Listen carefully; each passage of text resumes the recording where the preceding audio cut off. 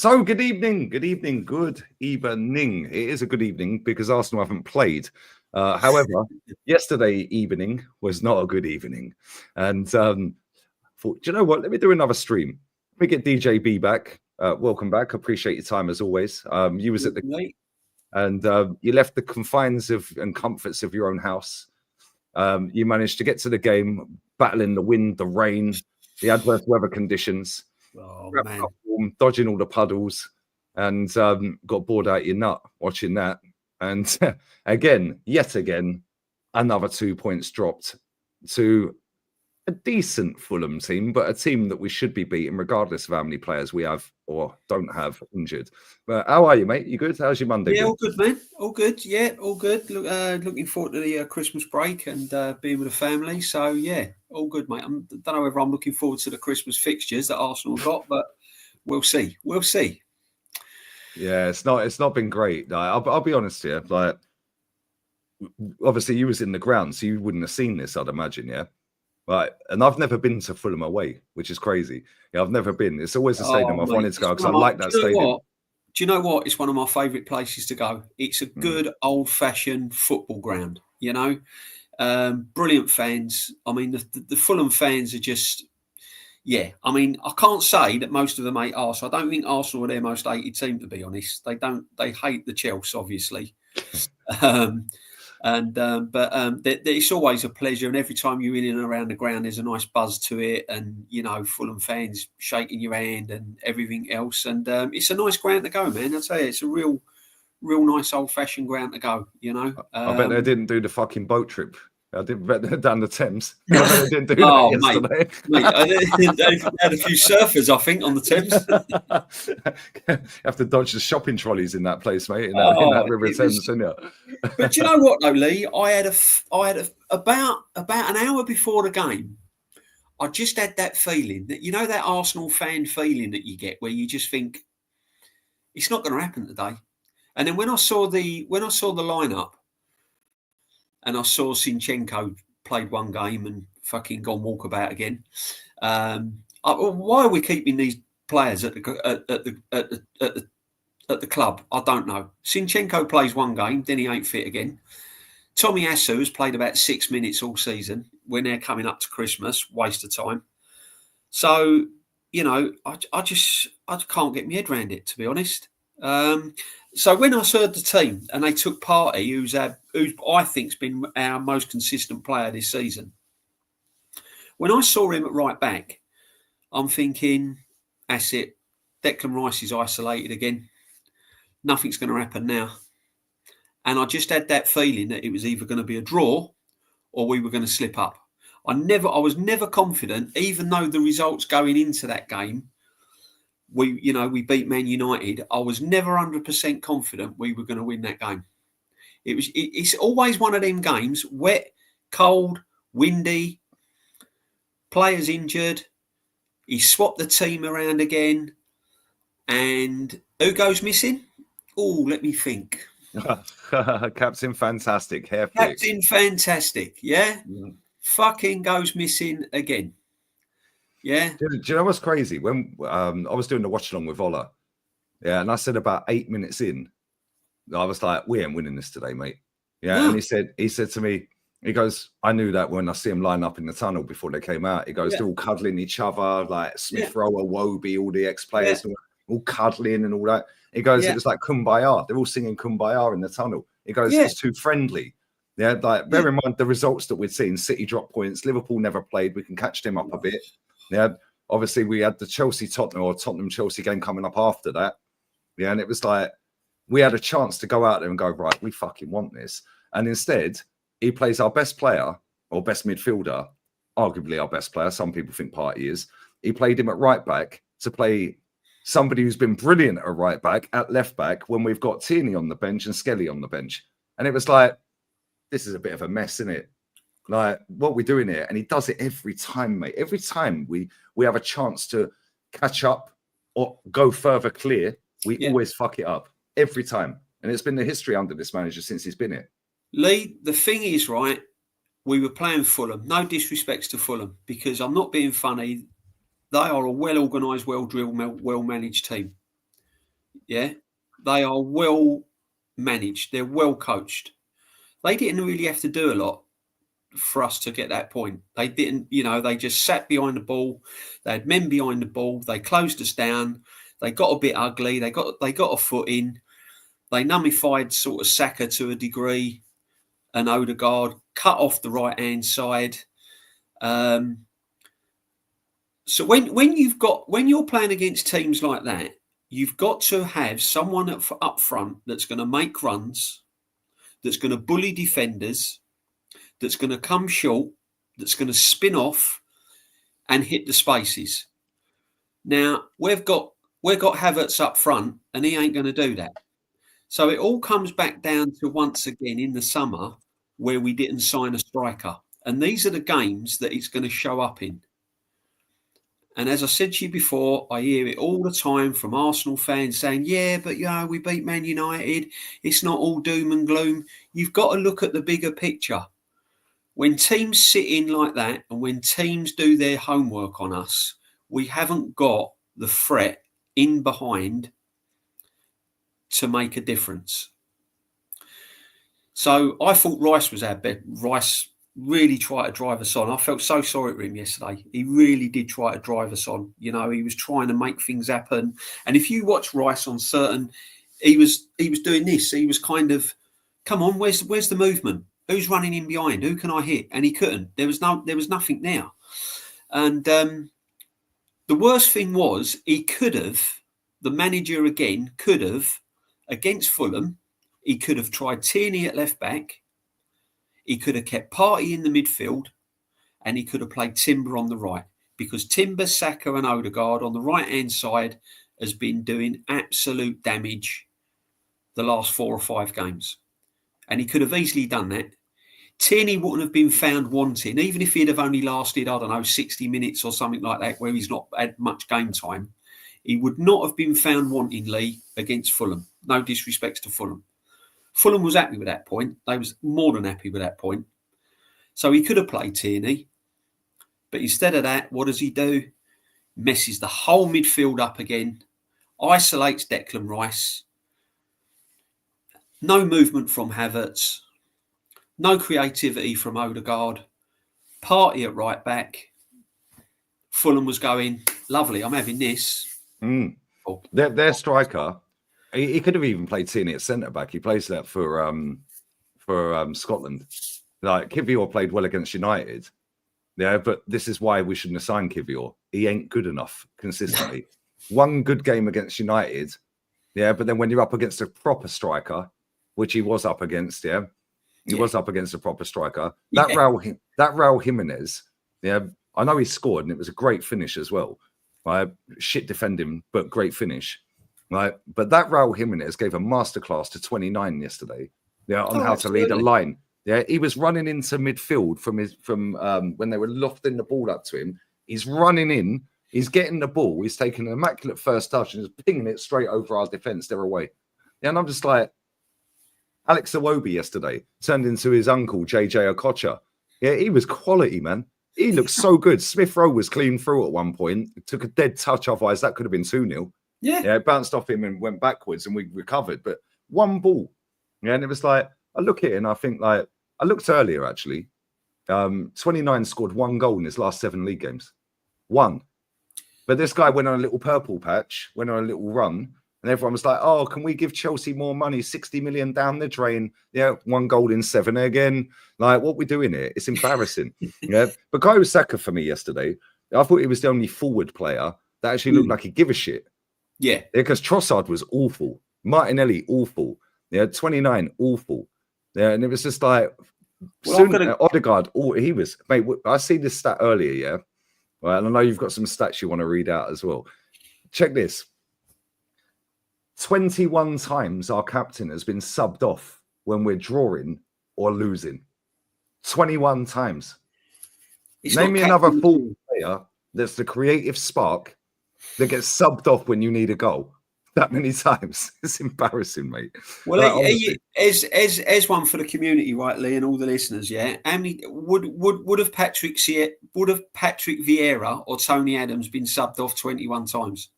No, unless we're winning now. Don't happen unless you're 4 or 5 up and you've got. They might have been sent off that many times. Yeah. But I'm not being funny. But your captain's being subbed off 21 times when we need a goal, and he's putting on. Once again, what have we got to do? We've got to rely on a 17-year-old to come on. And again, he should have brought him on earlier. Got to rely on a 17-year-old. Somebody said in my chat, and they were right. I can't remember who said it yesterday. Why, instead of bringing on Martinelli, why don't we bring on Ethan and put him on the left? He can do the Saka role on the left, and he can actually dribble, and he can get past the man. These are the questions you have to ask when you've got someone like Arteta in charge of a big club, and it's his first major job. And the questions you've got to ask is why. And this is what we keep doing, Lee. We keep saying why. Yeah. Why doesn't he play Martinelli down? Why doesn't he try Martinelli down the middle instead of putting on Jesus, who's absolutely rubbish? And I've said it before. I'd have rather have seen Lacazette still at the club than have him. I'd rather Chris Wood. Do you know what I mean? Chris Wood's quality. Yeah. Like real talk here. Like when you see the subs coming on, right? Mikel Marino, what's he gonna do? Like real talk, what's he gonna do? Exactly.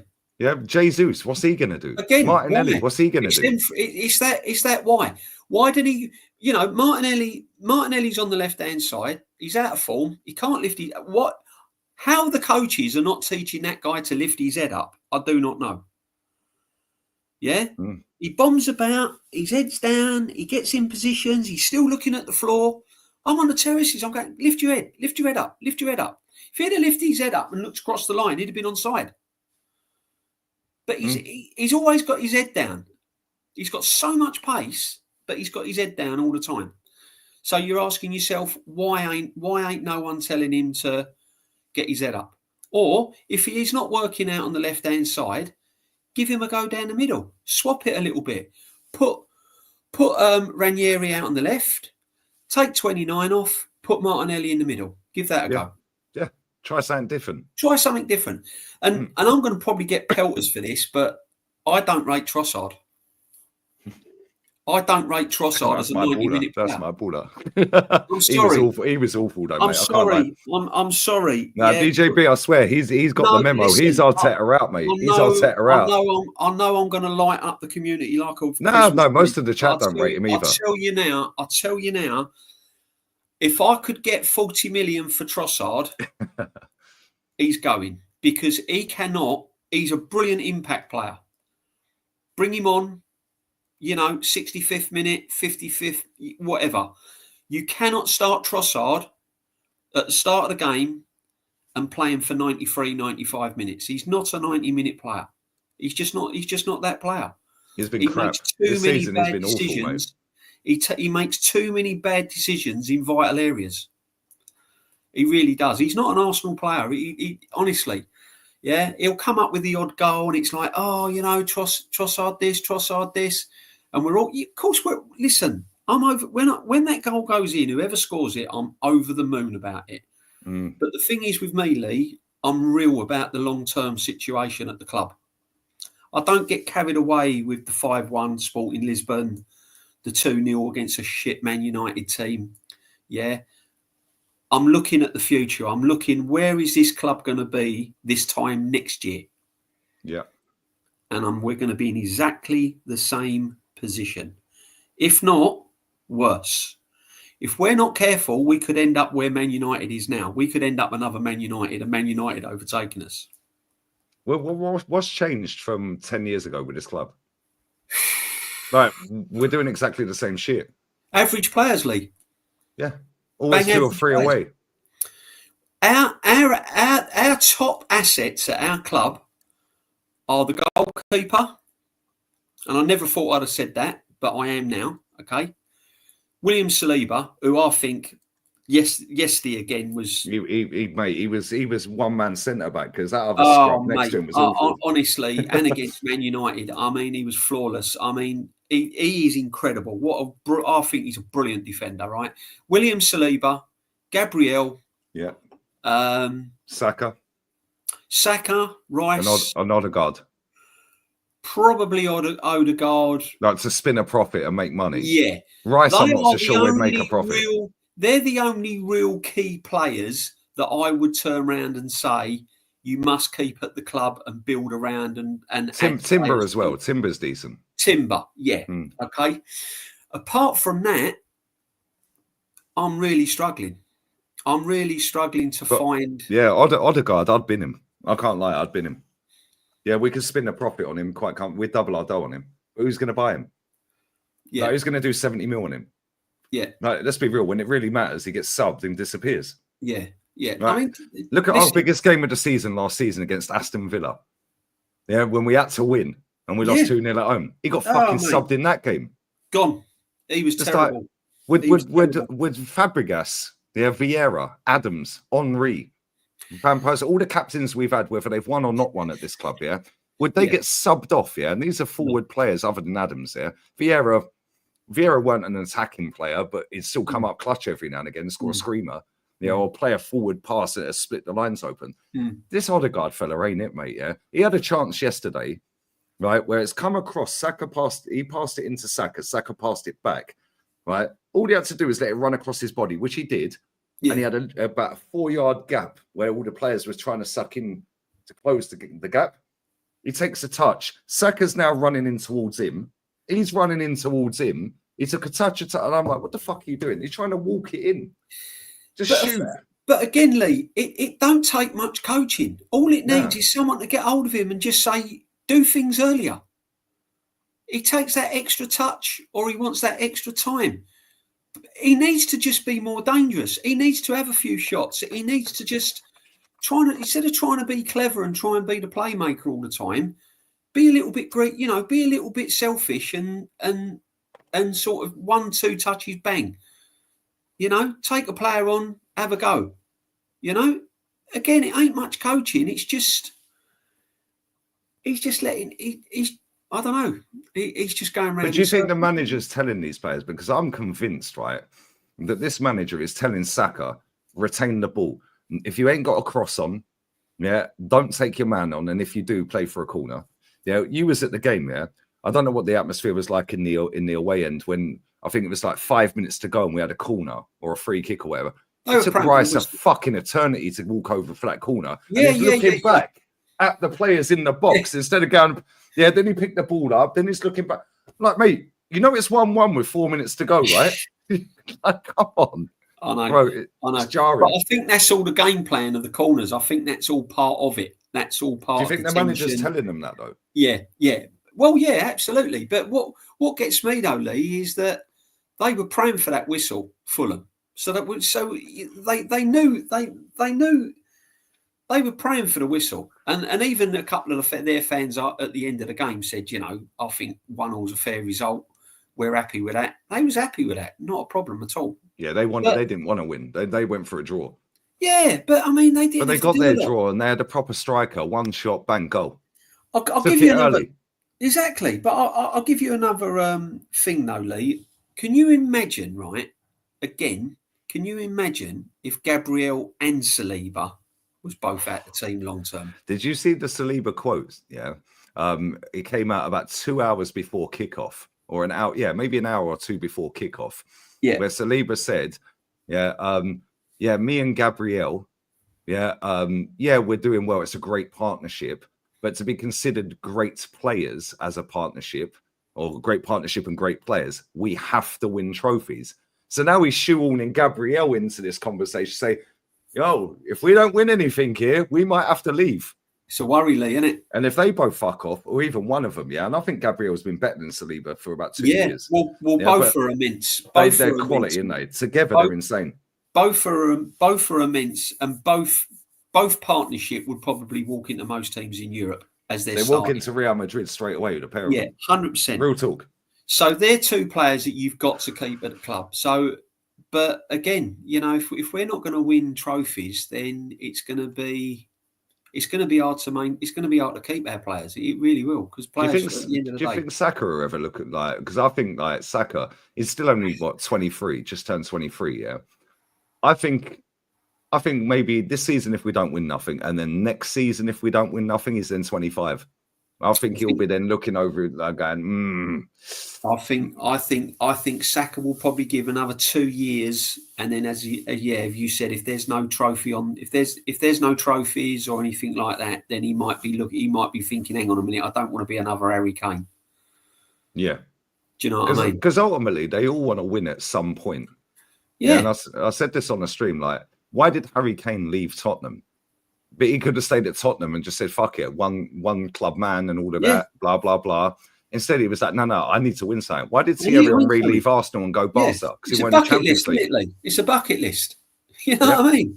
Henry wanted the Champions League. Bucket list is like, Harry Kane's bucket list is like, well, look, I've got fuckloads of money. I'm earning millions here. Yeah. I'm the poster boy of Skechers. Right. He's got more kids than he's got trophies. But my bucket list is to win a trophy. He don't care about the money, so that's why he left Tottenham, and eventually they all do. But this gets me back to the Carabao Cup, Lee. This is why to me it's so important, because those kids like Saliba, Gabriel, Saka, they need a trophy. They're pulling their plums out every week. And I mean, at one season, Saka really, if it weren't for him, we'd have been absolutely in the mud. Facts. You know, his goals and his assists. Yeah. So he's done more than enough for the club. So they need a trophy. These kids need a trophy. You know, they can't keep going on season in, season out. Oh, we nearly won this. Oh, we've nearly won that. We've nearly won this. We've nearly won that. But the manager needs to be a little bit more bold in key situations. He could have tried 101 different... He knows Jesus is out of form. He knows he ain't good enough. Why ain't Sterling getting a game? What was the point in that? We could have gone and got Jadon Sancho off on loan. Yeah, to sign him for 20 million. Don't. Yeah, which is how much they're going to get him for, 25 mil. Instead, we go and get Raheem Sterling. Yeah. You see Jadon Sancho yesterday? Oh. See how fucking good he was against Tottenham? Well, he's away from the graveyard, isn't he, Lee? Because Man United's the graveyard for players, isn't he? If you ever look over the years, right, the players that have been banging form. Do you remember Donny van der Beek, who was Dennis Bergkamp's something to do with Dennis Bergkamp? I think it's with his daughter or something. Yeah, I think right. He was one of the most hottest properties in European football when he was at Ajax, midfielders. Yeah, he was an absolute baller. He went to Man United. You know what I mean? They never played him really, did they? No. Now he's at Girona. Yeah, and he's playing all right. Look at Alexis when he went to Man United. Killed him. All these players. Di Maria, Cavani. Pogba. Yeah, Falcao. Pogba. Fucking Forlan. Yeah, Pogba. They go to Man United and it's like Shane Dracula across, mate. I tell you. Honestly, it's terrible. But I mean, I've got some stats here. Lee. Read these stats out because I've not heard these. You said backstage you had some stats. I said same. Let's have a look at this. Let's have a look at this. So you expected goals. Fulham was 0.16. We were 2.3. Right. Believe it or not, for all the so-called pressure we put on, we only had 12 shots at goal. Total shots 12. Shots on target 4.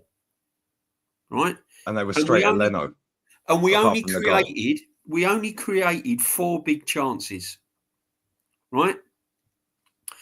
Accurate passes, we had 522. 89% accurate passes. So again, we're passing the ball around side to side, tippy-tappy. Right. Okay. Right. Passes. Accurate passes in our own half, 587, right? In our own half, out of 587 passes, 218 of them was in our own half. That's what, 40% 40%? Right? Yeah, right. Opposition half, we put 304 passes in. Right? So we had touches in the opposition box, we only had 36. They had 3 and scored 1 goal. We had 36 and scored 1 goal. So I keep when I come on with you, right, I'm happy to go through all these stats because it comes down to one thing, Lee. The summer signings. Yep. No striker with any significance in that team. And every week I go through these stats on my way home from football, and I think, if we had a striker, if we had a striker, if we had a striker, if we had a striker. Yeah? 304 passes in the opposition half, 218 passes in our own half. Yeah? Leno made one save. He had to make one brutal save. One decent save. That was about it. The rest was straight at him. That was it. Aerial duels. We won 63% aerial duels. That was Saliba probably, and Fulham won 38%. That was probably Saliba and Rice. And 38%. Yeah, tackles won. 59% Fulham, 67% Arsenal. Accurate long balls, Fulham had 46%. Going back to what you were saying about Jimenez, he did a job, mate. That was one of the best performances I've seen this season from a striker that was nowhere near his midfielders. Yeah, his link-up play and hold-up play was insane yesterday. Incredible. And he had one chance and he buried it. Yeah. Now, you've got to remember, we're set-piece FC, but we only had 6 corners. How many crosses did we have? You got the crossing stats? Because that reminded me of the Inter Milan game. Where's the crosses? That game reminded me of Inter Milan. Accurate crosses, 24%. Yeah. Them centre-backs could have had a fucking cigar on the go. Mate. 24%. Fulham had 0. That's mad. Right? Now, if you go back to them stats, right, Fulham had 0 crosses, accurate crosses. So why the fuck didn't he play Tierney at left back? Because there was no threat there. Yeah. They weren't trying to cross the ball in the box. They got a goal and said, yeah, cool, break us down. Right. So if you was to go onto those stats as crosses, he could have easily risked Tierney, right? He could have played Tierney at left back because there was no threat coming down the wings or anything like that. And he could have played Partey in the middle of midfield, so it didn't disrupt our midfield play. And he could have had Timber on the right. And if he'd have had Timber on the right, Odegaard might have come to life. Yeah, we're Partey in the middle, yeah. Yeah. Yeah, Jorginho, awful. Right, but this is do you know that partnership they had on that left, yeah, Kivior and Timber. That's the first time they've played together on the left. Exactly. Left side of defence. First time. But going on these stats, Lee, as I said to you, it doesn't. The threats weren't from wide areas because Fulham didn't create any crosses. So no. he could have played Tierney at left back. It would have been the ideal game to bring him back into the squad. Who would have been worse? Real talk here. Let me just grab this super chat very quickly. Bless up Linda always, babe. Yeah, bless up for the super chat. Worst thing about Arsenal is the PR. Facts. Oh, yeah. Facts. Yeah, and the merch. Yeah, and the fans are bought into this crap. Yeah, why are we not wearing red and white? Like, what's that all about? We're wearing some fucking turquoise bullshit. Like, what's that all about? Like, what the fuck is that kit in the first place? Like, we're red and white, and blue for away, or yellow and blue. Like, what are we doing here? Yeah, this is where we're at. Where's the yellow and blue kit gone? Why can't we just wear yellow and blue like we always did? Money. It's all about the money. We've got to pay these overpaid pampered pussies, mate. And all that fucking. Yeah, we had the pink kit, the turquoise kit. We had the yellow, the baby yellow kit was nice, like the light yellow kit. But it's like it's all about the money, mate. Yeah. These lot genuinely do not give 2 fucks about the fans. That's why I said on match day, mate. Some of those people in the shop are more busier than our first 11, mate. They're running around. They're running around more. They're covering more fucking ground in that shop than 29 is. Mate, he was awful. Yeah, I can't lie. Yeah, what was he doing? That guy's getting paid 280 grand a week. He don't offer nothing, mate. He's the guy that comes to a bottle party and brings a fucking case full of Coke. Yeah. Coca-Cola. He brings Pepsi. Like, we're all rocking up with fucking Prosecco and wine. Yeah, and fucking rum and fucking brandy, soiree and beers and all that. And he rocks up with a 24-pack of Pepsi. and says, "I bought the mixers, guys." Yeah, exactly. You know what I mean? It's like, oh, it's jarring. What was the atmosphere like in the away end? Because obviously you were there, yeah. Like, what was it like after they scored? Obviously, I know it's cold. I know it's raining. Yeah, I know it's an away game. when Fulham's they scored, they could sense something, you know. They could sense something. They could, yeah. I think they could have sensed that they could have gone and nicked it. You know, they could have gone and got another. And they was getting a lot of them was frustrated because they felt that they could have, if they'd have gone at Arsenal a little bit more, I think they felt they could have got something out of the game. They could have got 3 points. We were there for the taking. That was their feeling.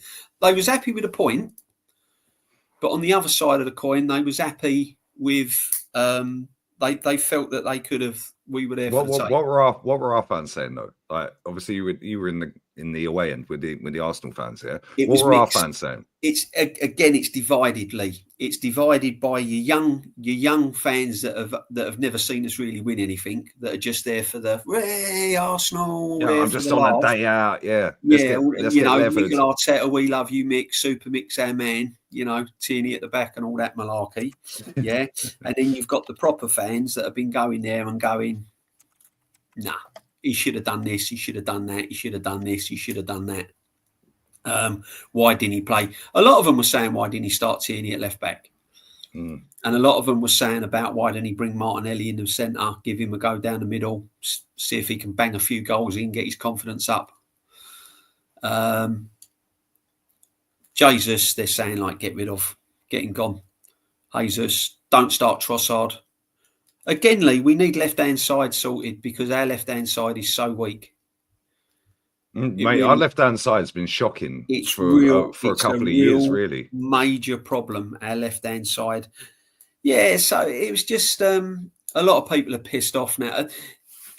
Again, it's not too far away from turning the club. You can sense it, you know.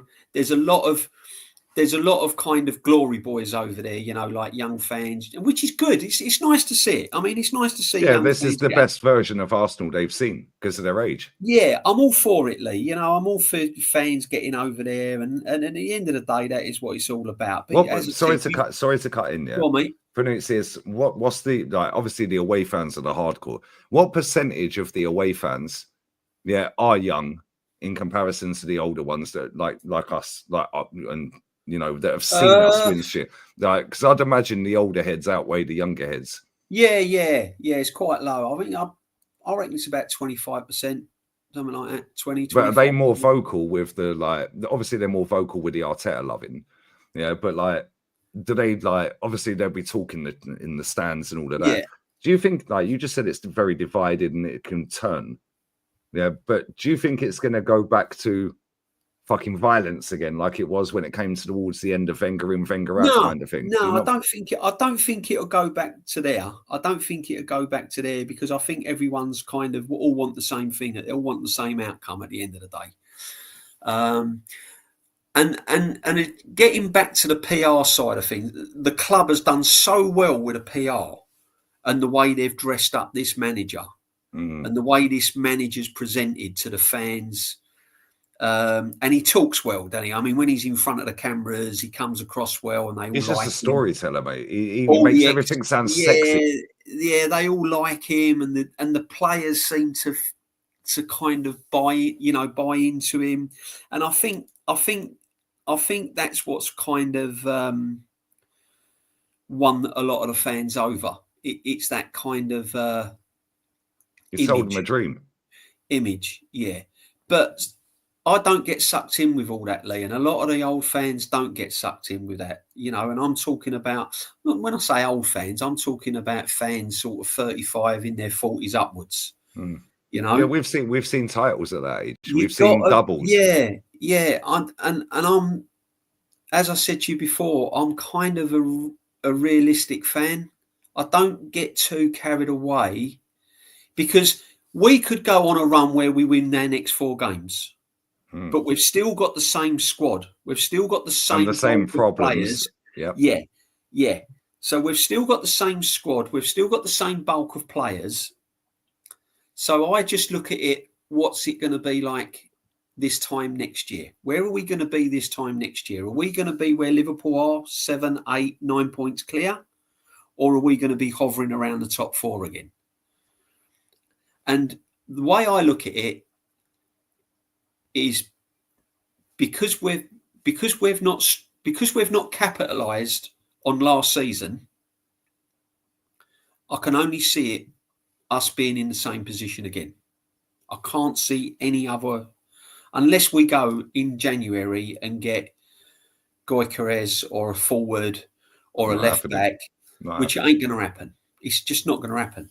No, I don't particularly rate this David Ornstein fella. Yeah, I think he's just a little brown envelope, indirectly on the payroll for a lot of football clubs. Yeah, of course. But he came out the other day and he said on a podcast that he doesn't suit the profile. I hate that fucking word. Yeah, that Arteta and Arsenal like.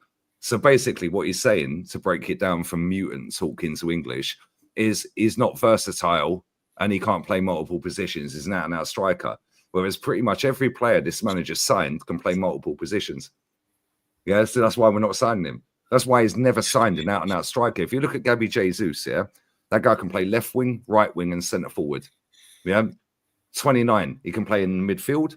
He can play up front. He can play number 10. He can play out in the wing. Yeah, badly in all of them for both of them. But this is what gets me though, Lee. I don't mind players that are versatile, providing wherever they play, they're like fucking mustard. They're like ripping trees up. They're brilliant. Yeah. Don't give me a versatile player that can do a job. Oh, he's all right. He can play midfield because 29, put him in midfield, rubbish. Right?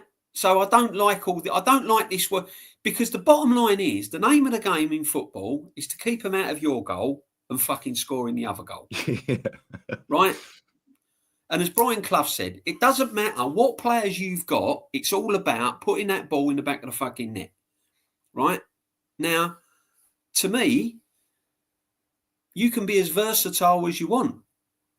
But the ultimate thing is putting that ball in the back of the net. And as I said to you before, yesterday, we never looked really as if we was going to, apart from Partey's free header, we didn't look like we were going to score. No, and even the goal that we scored, I'm still convinced that's offside.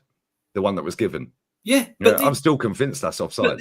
But what you got to remember as well, though, Lee, that's and 29 was headering that to goal, and it was going wide, and Saliba was luckily there to tuck it in. I just want a striker. I just want someone that's going to run in from behind, that's going to give their defenders something to think about, right? That's going to spin off, that's going to give our midfield players a bit of scope. Right, okay. Oh, yeah, look, he's on his bike. I'll ping him with a 20-yard pass. Oh, I'll play a through ball. He might be offside. Don't care. The options are there.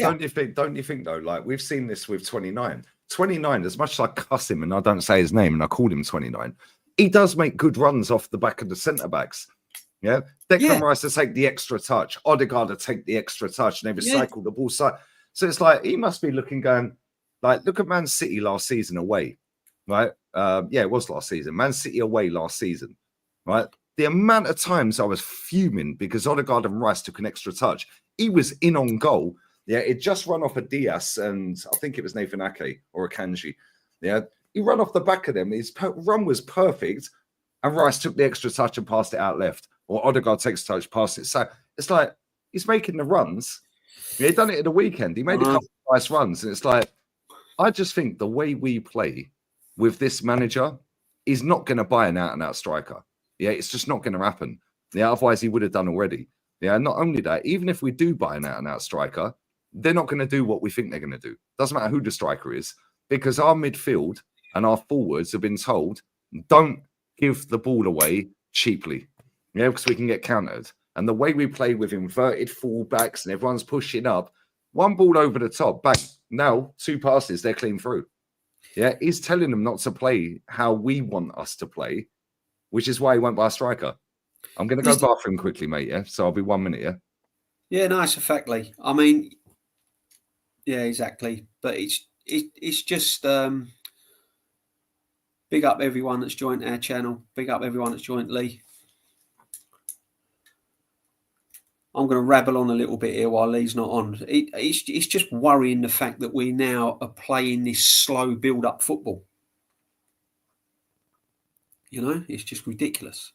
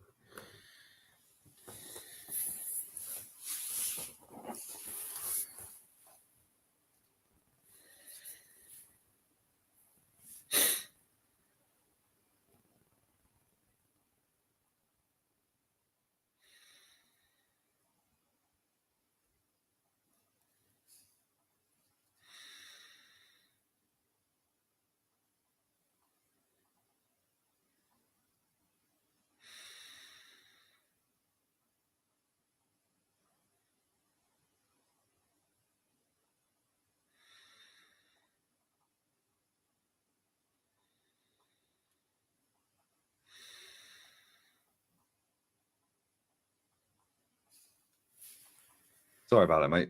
I needed That's to all go. right, man. No I needed worries. to go. Duty, Fucking duty longest calls. piss in the world, mate. Oh, Flipping hell. mate. Duty I've done about calls, I know 6 you feel. litres of water today. Yeah. And Yeah, big I- ups to everyone locked in as well, yeah? Let me just grab this super chat real quick as well. Big up to Barracks.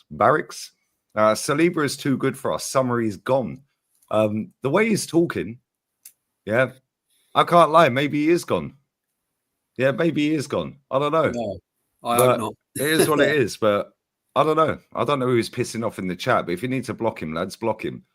Yeah, because I see you guys going mad at him. I don't know what he said. I've been in the bathroom. But listen, if you need to block him, block him. Listen, but I do think that this is going to be an exodus of players at some point. Yeah. Yeah. And I'm not so sure. Listen, I'll take a League Cup right now.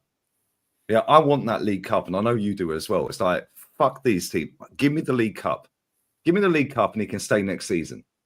Yeah, I don't care if we finish 7th. Yeah, give me the League Cup. I just want a trophy, mate. It's been boring, isn't it? No, Yeah. it's Well, like we're so close to being good, but then the manager fucks Sank up, i.e., plays Smith Rowe up front, false 9 against whoever it was that time. Yeah, then it was, oh yeah, then we've bottled it in this. Then it's, oh yeah, let's bottle that. And then it's, oh, we lose to the worst Bayern team in 12 years. It's like he tries to be flashy, changes stuff. Yeah, when he don't need to change stuff, right? And like I said, weekend, Kieran Tierney ain't played for a while. Yeah, I don't want him to play again. I want him to leave. Yeah, I want him to go. I love Kieran Tierney. I think he's a proper player. George Graham would have had him at left back. Yeah, if we didn't have the team we had back then. If he was in that era, that's a George Graham player right there. But because he ain't pretty, he ain't good looking, and he don't invert, he ain't good enough for this manager. Right? He's an old-fashioned, old school, get up and down, cross the ball and defend. Right? And if you want him to fill in at centre-back, he'll fill in at centre-back and he can do a job there as well. Yeah, whereas now, this manager wants all the marketable players. Kieran Tierney is not marketable. No. Yeah, he's not. Calafiori is. Yeah, Declan Rice is, English tax. Yeah, Saka is. He's the star boy, the poster boy of our club. Let's be real. And like you said earlier, without him, with the goals that he's chips in with, where would we be? We'd be back fucking calling for this manager's head. Yeah. Well, we are. Well, I am anyway. But for me, I just look at it and I think January, we're not going to go and sign anyone. And do you know what pisses me off the most? Is you look at Chelsea, right? And I said this on the stream earlier with Jez, Kenny and Matty, right? And I was like, if you look at their striker, Jackson, he ain't great, but I'll take him over 29. Yeah, all day long. Yeah, and I'll tell you something, in the last 12 months, right, since he scored that hat-trick against Tottenham or City or whoever it was, I think it was Tottenham, but as soon as he scored that hat-trick last season, that guy has improved massively. And he's not a striker, he's a winger. He played winger for Villarreal, yeah? Sancho was available on a free, or on a loan, with an option or obligation for 20-odd mil. But we've got Raheem Sterling. Yeah, then you got Pedro fucking Neto that I've wanted at this club since he signed for Wolves. Me too. And all I keep getting told is, he's always injured, mate. Well, he ain't been this season, has he? Then you've got Cole Palmer that Arteta's worked with, right? 40 M's. Instead, we got Odegaard fucking running around giving up PR and disappearing. Right? So they're front four right there. Then you've got João Felix. I rate João Felix. Yeah, poor career choices for him. However, he's been shit and fallen off a cliff at a lot of times. But he's a great backup option for Chelsea bench. Chelsea bench. We're in phase 5. They got João Felix coming off the bench. Yeah, what have we got? Yeah, it's boring. Yeah, and then I look at their midfield. Yeah, well, we could have signed Caicedo. We went for Rice. I wanted both of them at the time. I said sign them both. And we could have got both. You had David Ornstein out here saying Arsenal kept good relations with Brighton. They're going to go back in for Caicedo in the summer. Yeah. Well, we didn't. Yeah. And we went in for Declan Rice and spent 35 million more than we'd bid for Caicedo. Yeah. I'm not saying Rice is shit because I don't think he is shit. But Caicedo is ripping up trees. Lavia, 45 mil. Thomas Partey's nearly done. Let's be real with it. Yeah. He's got about a year left. Well, he's got 6 months left and he can leave. Yeah. But let's say he's got another year and a half, 2 years. Well, Lavia is the perfect replacement. If not, you use Thomas Partey as the backup. 100%. Right? We could have signed him. Right? Then you go to their fullbacks. Gusto. We could have signed him. Yeah, he costs what, 30 mil? Yeah, their left backs. Yeah, Chilwell. Don't particularly rate him. Yeah, but I'll tell you something now. Yeah, he's better than Zinchenko. He's better than Calafiori. He's better than Kivior at left back. Yeah, like, so what we're doing here, right? Then they've got Cucurella. Well, we could have signed him. I rated him when he was at Brighton. When he played for Brighton at left back, and he came to the Emirates, and Brighton. I don't know if but Brighton beat us, and Odegaard scored that wonder goal with about 5-10 minutes. Was that the volley? That was the volley, wasn't it? Or the one we slapped it. Was outstanding. And I said then that watch this guy because he's going to be a good left back, and he's a good left back. I mean, let's be honest. Yeah, I know he fucked up yesterday and slips a couple of times. Yeah, but I mean that they were slips, but Lee, it goes back again to how much the club really, really want it, and how much are we really, really serious? Because I'm not being funny, but you finished 2 points behind Man City last season. We should have gone out and we should have said, yeah, we'll have Caicedo and we'll have Rice. And we'll bid 130 million for Harry Kane. Yeah, that summer, when we bottled that 8-point lead. Because Levy likes the cash, mate. And he wouldn't give 2 fucks if it was Arsenal. He's rivals. He don't care. He's a businessman. If he was getting 130 mil off of Arsenal for Harry Kane, he'd have taken it. Yeah, whether Kane took it, Whether Kane would it's have a different accepted the decision, moves but they is a would have different accepted. decision. But I'll tell you Mate. another player. I'll tell you another player that I like, Lee. And this might, as I said, this might get the community lighting up again. I would take. You're talking about players. He likes players being versatile. Go get Jared Bowen in the summer from West Ham. I'll take Bowen at Arsenal. I've said this before. Yeah, Jared Jared Bowen. He can play on the right. He can play down the middle. He can play in midfield. Yep. And he scores goals. And he's actually got some level of technique. Although tonight he was pretty shit. And Rice likes playing along. Rice knows him like the back of his hand. Yep. But this is the thing, though, mate. Yeah, like we were talking backstage about Kudus as well.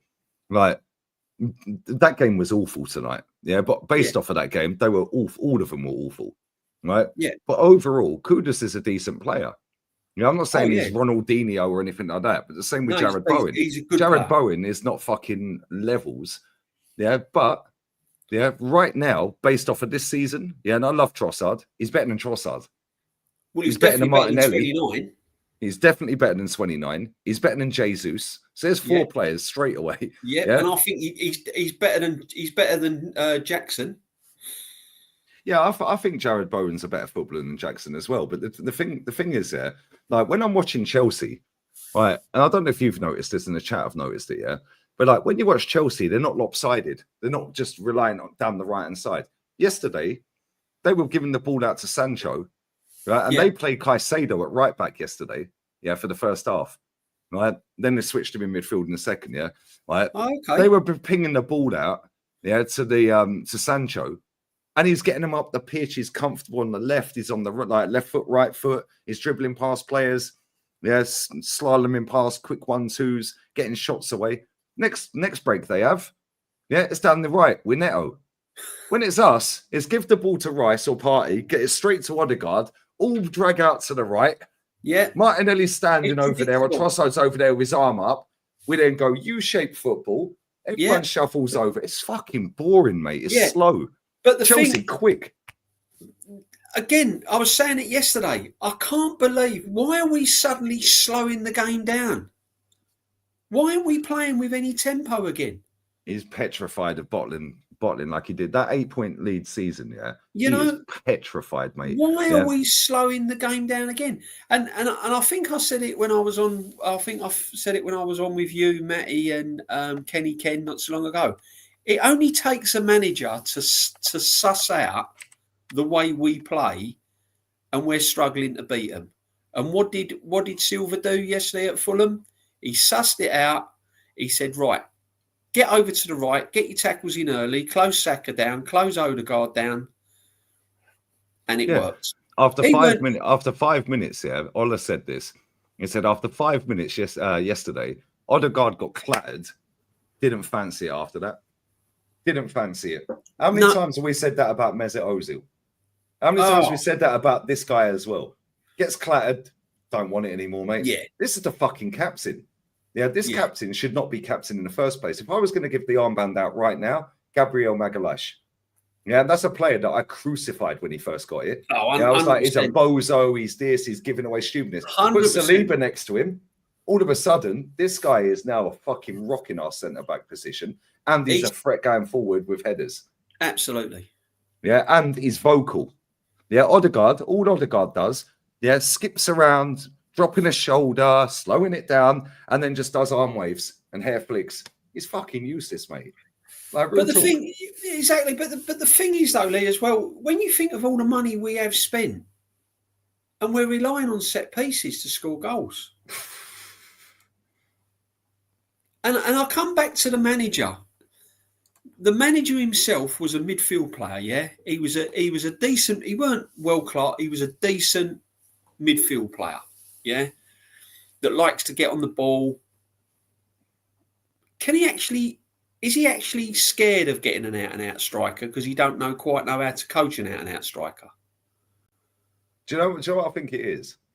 He's tried to do this whole Pep thing, right? Pep has Haaland.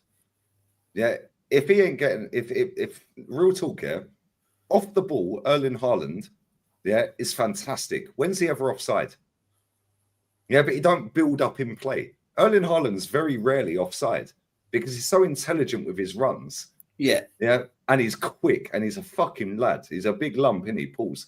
But Pep ain't coached that with him. That's natural. That's just natural. Yeah. Whereas with Arteta, he doesn't want an out-and-out striker because that'll take away from what he's trying to do of slowing the game down, getting these versatile players that can slow it down. Then he thinks that 29 is not offside as much as other strikers, but he ain't got the physicality and he ain't got the finishing of Erling Haaland. No. Yeah. But then what we'll do is we'll go, yeah, you're in midfield today, mate. Yeah, he likes these versatile players and he's tried to copy the Pep program. Yeah, until it's now actually shit. Yeah, Man City have fallen off a cliff. We're still trying to copy them with their ex-scrubs and the ex-Chelsea scrubs, right? Now what do we do? Mate, he looked lost on the time. I swear down there, I don't know if you watched the game back here, I'll see the highlights. His face at full time, he was laughing and I was going mad and I bit my tongue and I said to Ola, I said, why is he fucking laughing? I said, maybe that's a nervous laugh. Maybe he knows he's fucked. And it's no coincidence. The two teams that are first and second right now, and listen, the league's not done yet. And there's still a long way to go. Anything can happen. But the two teams that are sat top have both got a brand new manager, right? And they're both playing the best football. Yeah, they're not playing Pep ball, are they? Yeah, the two Pep ball teams are Pep and us. Yeah, and we look shit, both of us. Man City just sideways, retain the ball, U-shaped football, horseshoe football, retain the ball, but one ball over the top, bang, they're in every time against City, and they're in every time against us. He has tried to copy the Pep method, right? And our fans have sat there and said, well, nobody can beat Pep. I swear to God, if Slot or Maresca win that league, Pep should be sacked, and so should Arteta. Absolutely. Again, Lee, I did not start this football season in August thinking that I would be sitting here with my Christmas decorations up thinking we cannot drop any more points. We cannot afford to drop points. We cannot afford to go to Fulham and draw. I thought I'd be sitting top of the table. Honestly, real talk, I thought I'd be sitting top. We would be sitting top of the table, 7 points clear, and going, okay, we've drawn at Fulham. Let's bounce back. We're still 5 points clear. I never thought we'd be playing catch up, and I never ever thought that I'd be sitting here playing catch up to Chelsea and Liverpool. See, I agree and disagree. Yeah, I thought we were in a top 4 race. Right, and I'll tell you why. Because I see that we were that close. So, well, we should have won it 8 points clear. Last season, he fucked that up. He fucked that up against West Ham, when we lost at home. Oh, 2-0. And then Rice saved the pen to make it. It could have been 3. Rice gave it away. Right? He fucked up against Fulham when they went down to 10 men. They equalised. Yeah. We got lucky against Forest last season at home. Yeah, that on a Yini, their striker. If that game goes 5 more minutes, we draw that game or lose that game, mate. Yeah. Luton, so I was Luton stoppage time, 97th minute. Yeah, and I'm thinking we're winging it a little bit. Let me see what we do in the summer. Yeah, Aston Villa at home, obviously we bottled that, right? But I'm looking at it and I'm thinking, let's see what we do in the summer. We were that close. We took it to the last day. Our manager, and you were probably at the game on the last day of the season, stood there on pitch side and said, don't be happy with this, guys. Yeah, we demand better, demand more. Yeah, blah, blah, blah. It gives it all the PR talk. But then when people like us demand better, we're told we're toxic and negative. Well, your manager's told us that, lads. Yeah, like your manager. Yeah. Oh, why are you so negative? Just be happy. It's a journey. It's not a journey, mate. We're not on scouting with the scouts and all that. It's not Disney. This is elite, high-end level football, right? The aim is to win. Journeys, Lee. I'm fed up with fucking journeys. Fucking mate, I'm too old for this shit. Yeah, you're older than me, right? But when I see that transfer window, thank you. When I see that transfer window, and I see us linked to all these fucking players, and Sesko rejected us to stay at Leipzig. I was like, we're fucked, right? And all the stories come out. You got all the PR journalists, Charles Watts, James Benge, Chris Wheatley, who's wormed his way back in again after saying Party weren't on the plane, and he was to America a few years ago. Fucked off on loan to Forest as a journo, come back again. Yeah, you got Ornstein out here chatting the most bollocks. Yeah, Fabrizio doing the most bollocks. Yeah, and then I see, okay, cool. So we're going in for this one Garcia guy at Espanyol as a keeper. 30 million buyout clause. It's a buyout clause. So unless you're bidding over it, you can't negotiate. We go in with 20 mil, rejected. We go back with 22, rejected. We go and get Norberto Neto, the wrong fucking Neto from Bournemouth, right? And he was cup tied, so he can't even play in the League Cup, right?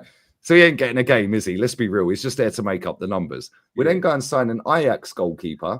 Yeah, it's English under 20. Yeah, Stepford. Yeah, we then play a 16-year-old in goal this season against Bolton. Right. Then I see Raheem Sterling turn up. I see Marino, and I watch La Liga every week. People going, Lee, what's Marino like? I was like, he's fucking average, mate. Yeah, he's shit. Yeah, Granit Xhaka's better than him, and I don't rate Xhaka. I was like, this Marino guy is not it. But everyone lived off of the fact that he scored that goal against Germany for Spain and blah, blah, blah. Then before that, we signed Calafiori. Yeah, everyone's going, oh, he's Maldini regen. Bro, this guy can't defend. What are you talking about? Yeah, this guy is basically the fucking Zucchini Zinchenko. In fact, I actually even said, even if Calafiori's fit for the Man United game, I'd rather Zinchenko at left back. Yeah, because at least the guy's got a decent first touch and he's got decent IQ. Yeah, and he can actually pass the ball. His short game passing is very, very good. Defensively, he's better than Calafiori. Yeah, but no, they fancy Calafiori. He's better looking than Zinchenko and Tierney. He's more marketable. Yeah, blah, blah, blah. This is what this club has become. It's become a fashion model icon fucking club. Fucking, honestly, mate. The PR is a joke at this club, mate. Honestly, I've never seen anything like it. It's absolutely fucking diabolical. One sec, Lee. I've just my fucking laptop's playing up. 1 sec. No, that's all right, mate. Hey, listen, slap these likes up, guys. Yeah, like I rated that window a 0 out of 10. Yeah, 0 out of 10. We went backwards this summer. We got rid of more players, than we signed of quality. Now we're trying to make out that an Italian centre back that has directly come from Serie A to the Premier League is now going to be the saviour for Arsenal and get us over the line and unlock Martinelli. Yeah, name me one Italian centre back that has directly left the Italian league to come straight to the Prem and done any good. There ain't one. Yeah, but now Calafiori is going to unlock Martinelli with Marino in midfield. No, Martinelli's fallen off a cliff because this manager has turned him from a striker to a touchline winger who can't get his fucking head up.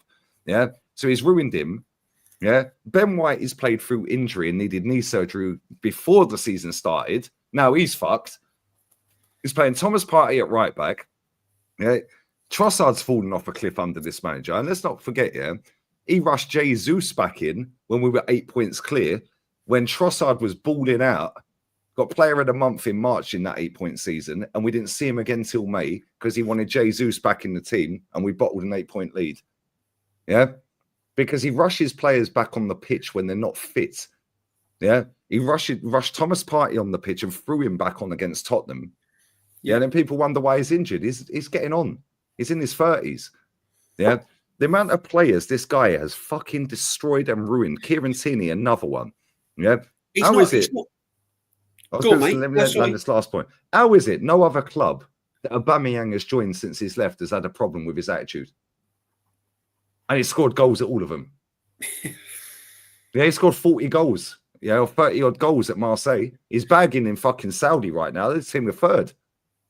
I've never heard of the team. My team are about 6th. Yeah, with Mahrez and all that lot. And Ivan Toney. His team, and he scored again the other day, he's bagging goals at Barcelona when he went there. Bagged a few at Chelsea, but they were in the mud at the time. Yeah, he was playing Aubameyang, left fucking wing back. This is one of the most prolific strikers in Europe at the time. You play him left wing back. All right, what are we doing here, mate? Yeah, when does this end, mate? Honestly, real talk here, because you're saying that the fans, some of them are split and this and that, but it's not a massive problem at the minute. When is it acceptable for people like us, to call this crap out and everyone go, yeah, you're right? The trouble is, right, Lee, the problem is with the club is whilst you have got a minority of fans that are not looking at the bigger picture, that get carried away if we win 3 matches convincingly and going, oh, this is it. Yeah, this is it. We're turning the corner. It's not.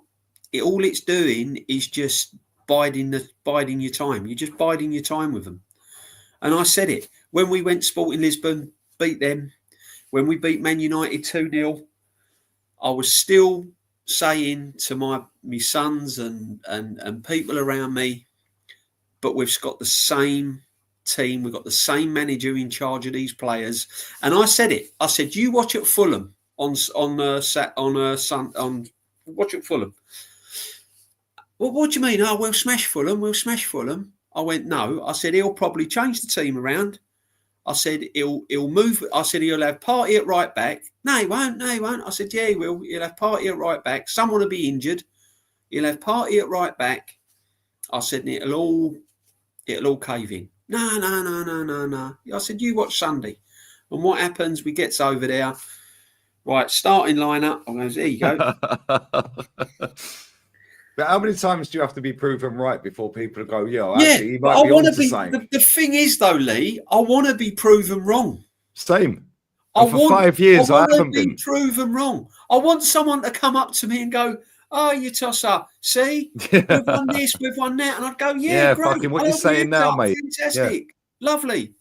But I can't see long term. I'm talking long term. Over the moon when we win, over the moon when we beat Man United. Because I told you last time that is my one fixture in the calendar year that I have to win. That I want to see Arsenal win. Got to win that one fixture. Over the moon. But I'm fed up with it. We ain't won a title. Arsenal Football Club has not won a title in years. Honestly, it's crap. It's boring. I'm fed up with it, Lee. Honestly, I'm fed up with it. What's the Carabao Cup? No, the Carabao Cup is not my first cup that us as fans want to win. No, of course it's not. But at the moment, I think it's important. It's important for morale. It's important for the young fans that ain't seen us won anything.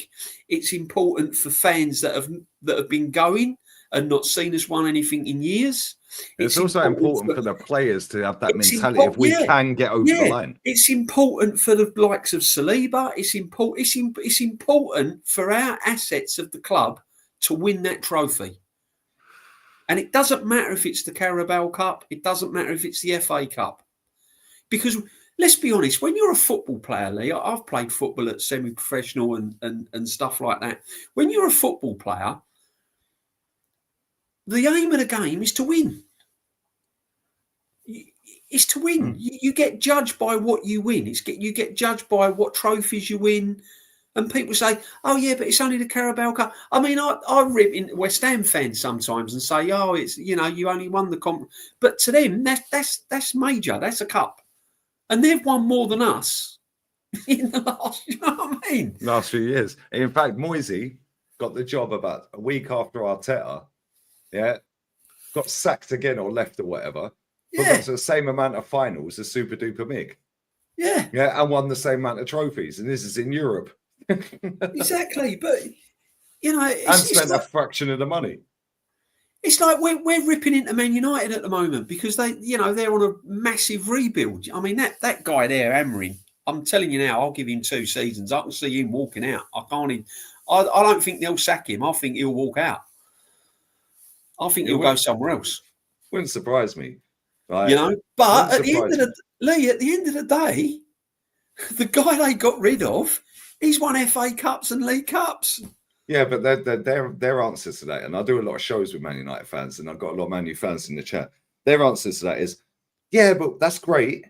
Yeah, but we want league position. I see a Man United fan on Twitter today with a big following, saying, I don't know why Arsenal fans are so on Arteta's case. I would rather swap the 2 trophies Ten Hag won, to have a young, vibrant squad that are challenging for a title every season, rather than the cups. That's where we're at with modern day football fans, mate. Yeah, and this guy is like 30 odd years old. Honestly. Right? This is where we're at. None of these modern day fans, 30 and below, not all of them, but most of them, 30 and below, do not rate these cups, mate. So yeah, they want the major. Hang on a minute then. So hang on a minute then. I pay what, 1,400 quid for a season ticket, 1,400 quid for a season ticket. Well, so that's great because somebody asked you that in the super chat. How much do you pay for a match day ticket? Right. I'll pay £1,400 for a season ticket to go and watch them home and away, and at the end of the season, all I've got to show for it is finishing runners up or third or in the Champions League. Yeah. No day out at Wembley. No lap of honour with a bit of silverware. But no players in front. No players in front of the fans. Young Saka running around with a cup or a Premier League trophy, lifting it up towards the stand and all of that. No, that's fine. It don't mean nothing. Let's just go for league positions. Let's pay £1,400. Yeah, that's just the season ticket. That's without the train fare, that's beers, without the away games, the food, and all of that. Yeah, let's spend all this money just for league positions. Great, because that's what we get remembered by, isn't it? League but this is where they've been polluted by Sky Sports, by TNT Sports, by all the Talk Sport and all this. Oh yeah, but look at the job he's doing. It takes time. It don't take time. And why the fuck are we wasting time? Yeah, why don't Madrid have time? Why don't Man City have time? Why don't Chelsea have time? Chelsea have been in the slums for 2 years. Look how quick they've rectified that. And we all laughed at him. Yeah, that fucking Bowley. Yeah, we all laughed at him. Well, he's on to saying as soon as he got here, because he did 8-year contracts. We could have done that. Why didn't our ownership find that out? Yeah, he's a billionaire as well. You're telling me he didn't know about that loophole? Yeah. And if he didn't, he should fuck off as well. He should fuck off, Cronky. But I want...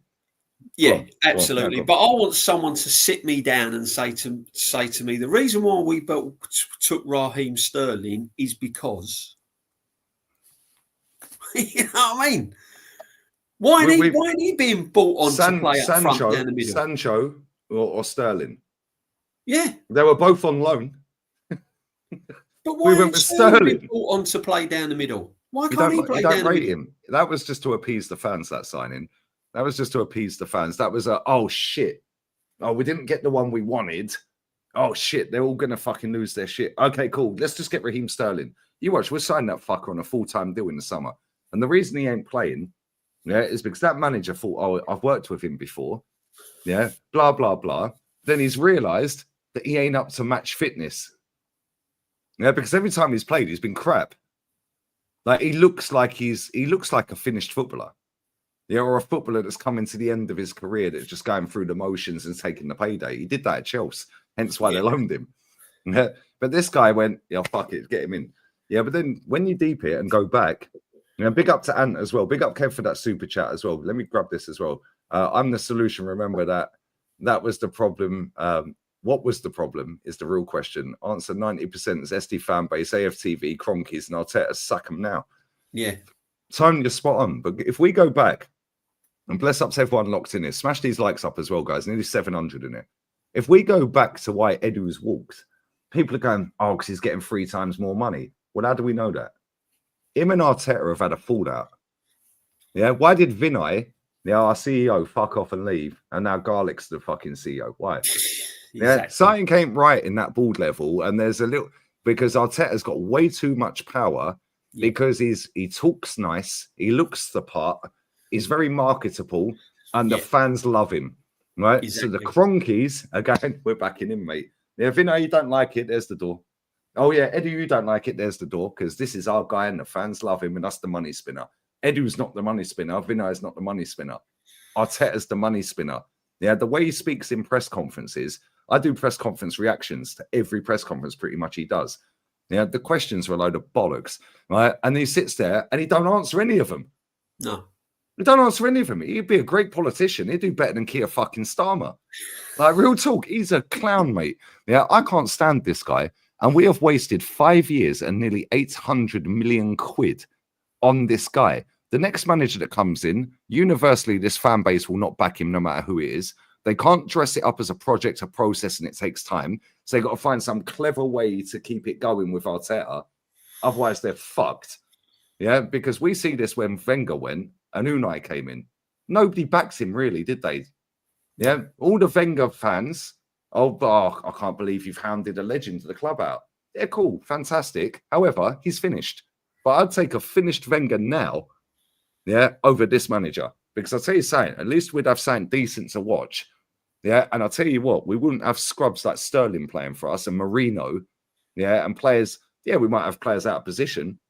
Ethan and Wary would be getting so much more game time, it's crazy. Yes, Saka would not be a robotic touchline winger, and Martinelli would be killing it up front. Yeah, and 29 would not be at the club. Yeah, and if we gave Wenger 800 million over the last 5 years, yeah, I'll tell you now, as much as I can't stand Wenger for some of the shit he's done at this club and turned it top four as a trophy and all that crap, yeah, I'll tell you something now, yeah, Arsene Wenger would have won the league when we were 8 points clear. And then people will say to me, oh, but he wouldn't have been 8 points clear. Oh, fuck off. Give him 800 million, mate. Yeah, and I'm telling you, it'd be 8 points clear. Yeah, exactly. Any manager of any nous with Wenger, Ferguson, I'm talking with 800 million pound would win. You wouldn't be hearing about Pep. You wouldn't be hearing about Pep. Mm. Oh, because it's Pep, because it's Pep, it's because it's Pep, and that's what annoys me as well, Lee. Everyone's saying, "Oh yeah, but because it's Pep." Well, I remember when Ferguson was absolutely running the show, and Wenger came along. Bang. This manager's been here 5 years. Yeah, it's now gone midnight my time. In 10 days' time, he's been here 5 years. In the first 5 years of Arsene Wenger, up against the greatest manager I've ever seen in my lifetime. Yeah, with the best squad, the best fucking amount of money, the biggest fan base. Yeah, unbelievable. The best football being played. Best football being played. Yeah. Like Arsene Wenger came in and said, yeah, cool, I'm taking 2 doubles off of them fuckers. 2 doubles in 5 years, and we're waffling about an FA Cup 6 FA Cups ago. Yeah, and we're hanging on to a Carabao Cup final in a couple of weeks. Do you know what I mean? We're praying if we're lucky. Eddie Nketiah's not scored for 27 games straight. You watch that fucker knock us out the cup. Yeah, but Palace has picked up recently, Lee. Yeah, bro, he's not scored for 27 games. Palace have picked up recently. If we think I think the last time he scored was the hat-trick against Sheffield United. Remember that? Eddie hat-trick. I think that's the last time he scored a goal. Maybe I'm wrong, but I'm sure that's the last time he scored. Right? 27 games without a goal.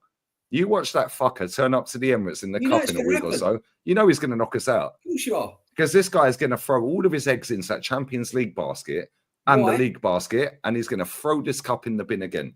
Yeah, and even if we get past Palace, he will. Yeah, he will. Please, and I'll tell you another thing I'm worried about, Lee. I'll tell you another thing I'm worried about. We have played Man United, Fulham, and Monaco. Yeah, we play Monaco Wednesday, and we've got Everton on Saturday. Everton ain't played for 2 weeks because they got their game cancelled against Liverpool. Yeah, Everton's last game they won. Yeah, 4-0, wasn't it?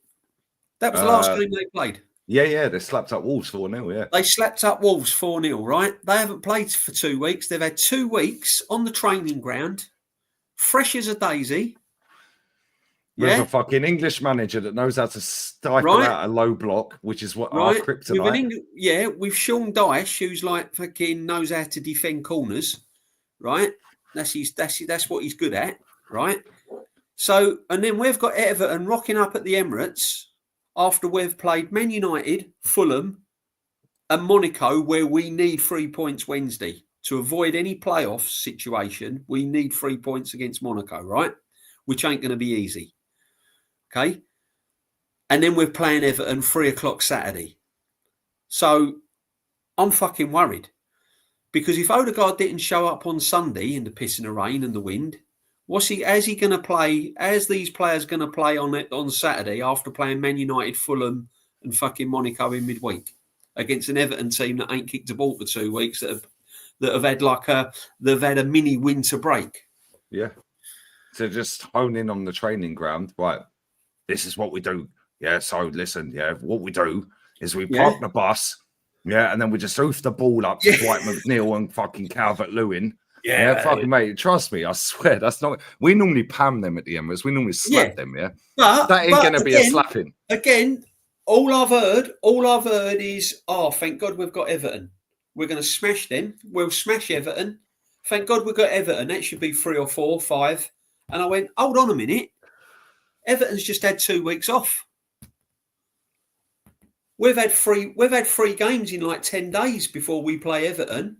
They've been chilling. They've been on the training ground. When it's been windy and pissing down the rain and freezing cold, they've been at home with their families, chilling out. Yeah. Do you know what I mean? And yet, this is what I'm saying. You've got to be real. You've got to look at things for what they are. This squad pretty much plays the same team week in, week out. And we've got to play Everton on Saturday after playing Man United, Fulham and Monaco. And so Monaco are flying. Monaco are level on points with us, by the way. It's going to be tough. In the Champions League, and they're third in their league. And we've got Balogun coming back. Yeah, but Lee, this is what I'm trying to say. I know I keep going back to the summer, right? I know I keep going back to the summer, and I keep saying I didn't expect us to be in this position come December. If we'd have been bold and made the right signings, we wouldn't be having half of these conversations. Oh, that ain't going to be hard. Every game now is a cup final because we've made it like that. Because we dropped points in 10 games last season in the league. 5 draws, 5 losses. Yeah, if we drop, I think 8 more points, we can't amass 90 points. No. Yeah, which means we can't get over what we got last season. We're fucked, mate. Yeah, we've got Anfield away. Yeah. We've still got to play Man United away. Yeah, maybe they got their shit in order by then. Who knows? But they're not really the game. Anfield away, we never get a result. Yeah, maybe a draw if we're lucky. They're not the games I necessarily worry about. Yeah, it's going Ipswich away. Yeah, or West Ham, like, or fucking at home, or fucking Fulham at home. Brentford away. You've seen how good they are at home. They've got the best home form this season. Have you seen how many goals they've bagged at home? Mate, they're fucking flying at the minute. Bueno, what's his name? Is it Bueno and Wissa? Yeah. Have you seen this as well? Have you seen this? Yeah. Turkish has apparently confirmed this is true. He's seen painting it today. Arsenal have included the painting of the set piece coach, Nicholas Jova, outside the Emirates Stadium. Oh, please. Is this Tim's? Is that true? Are you making this up? Yeah, because you confirmed and said Turkish confirmed saying you see him painting it. Yeah, and Turkish is my guy. I love Turkish. He's my friend. Yeah, I love Turkish, man. But he's real livid. Talk, he was livid, man. Oh, mate, he's fuming. Yeah, he's fuming. Rightly so. Judges is fuming as well. But at the same time, yeah, it's like, wait, I've been saying this for 5 years. Yeah, and people got on me, pause, and got on my case. Yeah, said, oh, you're just doing it for views. No, 5 years later, I'm seeing the fucking toppest of top gooners fucking now getting rattled by it. And it's like, I don't want anyone to apologize. Fuck your apologies. Don't care. I wanted to be proven wrong. Yeah, but this manager ain't it. When do we end this? How long do we go? Breaking. Arsenal have included the painting of the set piece. I mean, that is just, honestly, for me, that's been supporting the club for over 50 years, Lee. When I look at things like that, it's just a mockery, man. It's honestly. This is what our club's become, mate. This ain't the club you started supporting as a boy. No, it's a mockery. It's a mockery. Do you know what I mean? No, this is bullshit, mate. No, honestly, this is where we're at. Yeah, they're not interested in fans like us. They don't care. They know you're going to turn up. They know Kenny's going to turn up. Yeah, they know that judges and all these others will turn up. Yeah, they know every away fan's going. Yeah, they'll find a way by hook or by crook, beg, steal or borrow. These fans are going to be in fucking Girona for that away game. They know that.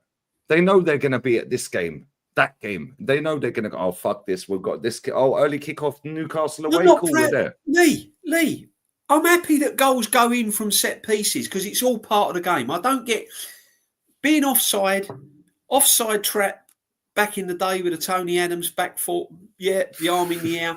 That was well drilled, well marshalled, well coached, right?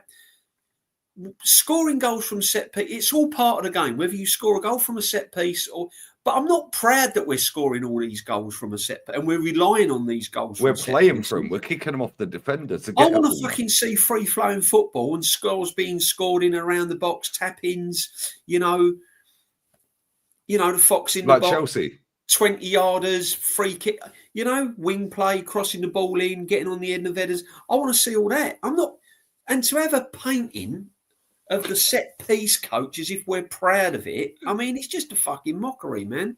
But do you know what? At the same time, though, yeah, if we end up winning the league doing this, we'll go, yeah, cool, because we see George Graham fucking corner routine, yeah, Steve Bold flick on, Tony Adams bullet header, yeah. 100%. So we'll sit there and go, yo, fair play, but this fucker can't amount to get a title. So we're doing all of this to not win nothing. So it's like we're bored. How many more years? Yeah, and the thing that pisses me off the most, yeah, is I'd say from what I see him like, and I know a lot of my comment section are rival fans as well, but from the Arsenal fans I see and the Arsenal fans I see online, I'd say maybe 85% of them are still loving this manager. Yeah, that's mad. Yeah. Oh yeah, that's mad. Yeah. It's crazy. Because the problem is, Lee. The problem is it's a day out for them. It's a laugh with the lads, and I get that. I get you go to football as part of the social community, have a few beers, meet up with the lads. You know, it's away from football. Is away from release. Sort of, yes, it's a release. Yeah, it gets away from the pressures. If things are not going right at home, you can go to football. I get all that, but the ultimate goal of following a football club is to see them win things, is to go to big days out, Wembley's, Premiership titles, and see them win things. And as I said to you before, my bucket list before I leave this world is I want to see Arsenal win the Champions League. Facts. I would take the Champions League over anything. And the reason for that, Lee, is because I've never seen us win it. And it's the only thing that Nottingham Forest can lord over us. Villa. Liverpool. Villa. Chelsea. Red Star Belgrade. Yeah. Red Star Belgrade. Yeah. Porto. Yeah.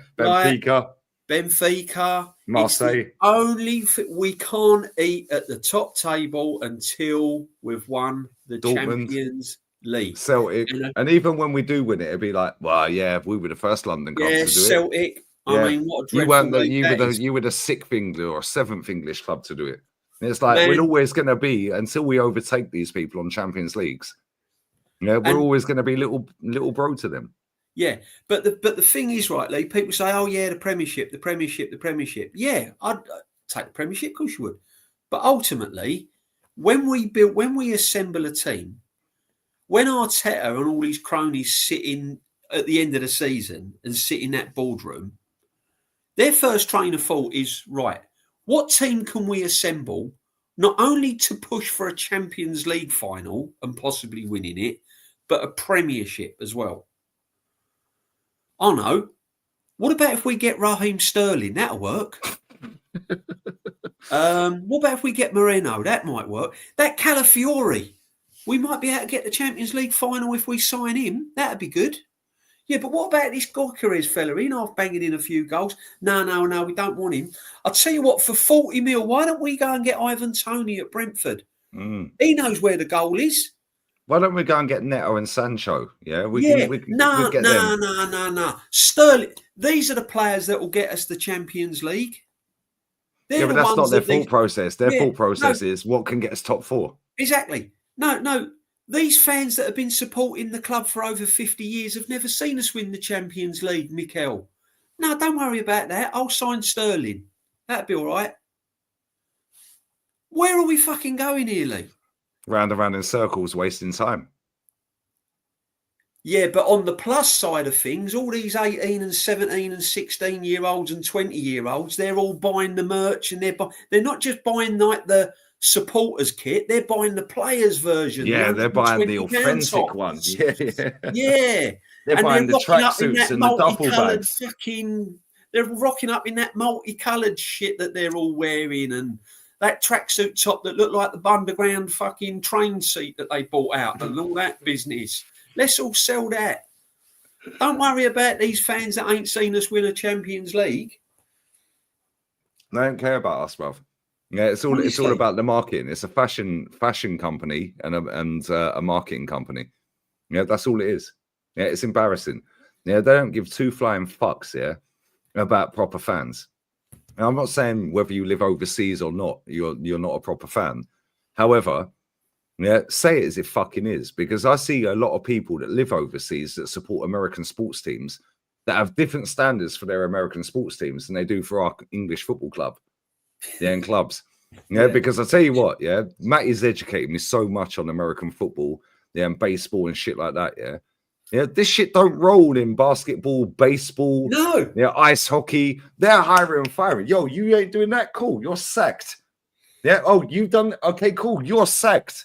Yeah, but then I get loads of people, especially from America. It's not a diss to Americans, yeah, but I get a lot of people from America. You're so toxic. You're so toxic. Motherfucker, what team do you support? What college team do you support? Yeah. Oh, you support that? Okay, cool. Matty, this guy supports this college. Yeah, ask him about this guy.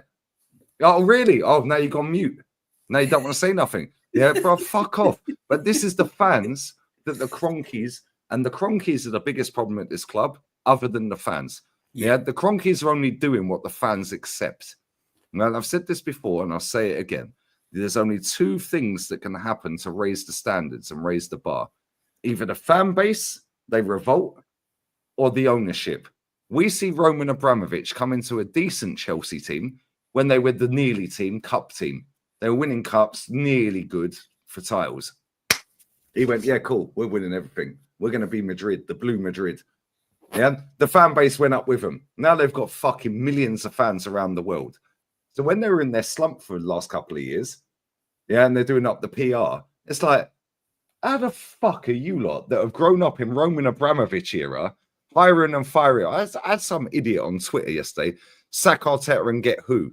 Well, just sack Arteta just like that. Yeah, I put a tweet out saying it's done, the process is fucking failed, sack him. Yeah, this Chelsea fan goes, what, sack him just like that? I quoted it back. I was like, bruv, you've had 20 odd managers in 20 years and you're talking to me about sacking one. Yeah, shut up. Yeah. Exactly. How the fuck have you gone from seeing Roman era, Roman Empire, to now getting sucked into the PR? Why? Because most people that roam the earth are thick as pig shit. Yeah. And they go with the storyline. Oh, yes. Why do you think, yeah, Sky, and I say this, Sky Sports are the biggest problem in English football. They dramatize everything. Oh, yeah, the great escape. No, you mean you're shit and you stayed up on the last day. Yeah, the top four races heating up, third loser. Yeah, the big six. Well, if we're going off big six and it's trophies, then Aston Villa are there over Tottenham. Yeah, what we're doing here. But this is what the younger generations, 30 odd and below, yeah, have signed up for, and that's all they know. Yeah, but this is what pisses me off before I shut up. Right, this is what pisses me off. Most of these fans that support Arsenal, Chelsea, Man United, Liverpool, Real Madrid, Barcelona, Bayern, all the top teams that win shit. Yeah, some of them have gone through hardship and don't win shit so much anymore in comparison. They supported that club, whatever club I just mentioned, because they were fucking winning, unless it got handed down from generation to generation. So anyone across the globe that supports Tottenham, sorry, mate, you're born in deficit and you're never getting out of it. Yeah, you were born buffering. Why the fuck, out of all the clubs in the world, yeah, when you live overseas, you go, hey, man, I know I'm going to support the top Spurs. Why? They're shit. Yeah. They love the story. Yeah? Exactly. And it comes back to the PR and the story. Oh, it's been sold to them. Exactly. Lee, spot on, man. Honestly. And the thing is with it as well, it's only going to get worse because it's just... football will just cave in and it'll just get worse. And you will have that Super League. That will happen. Eventually, that will happen. Who wants to go? Seriously, you'll have the Super League, right? And it'll just kill it. It'll just kill all football. But can you imagine though, Lee, if the Champions League was like the old days? Where Yeah, top you had to four would win not it to get get your in. fucking Champions League, where you had to fucking win it, or you had to win your domestic league to get in Champions League. How many fucking times would we have qualified? Under Wenger 3 times. 3 times, Mm. right? That's it. Do you know what I mean? And It's all about the money and the marketing. Yeah, Chelsea and Man City are in this Club World Cup in the summer. oh, Right? mate. They're getting 60, 70 million quid just for being in it.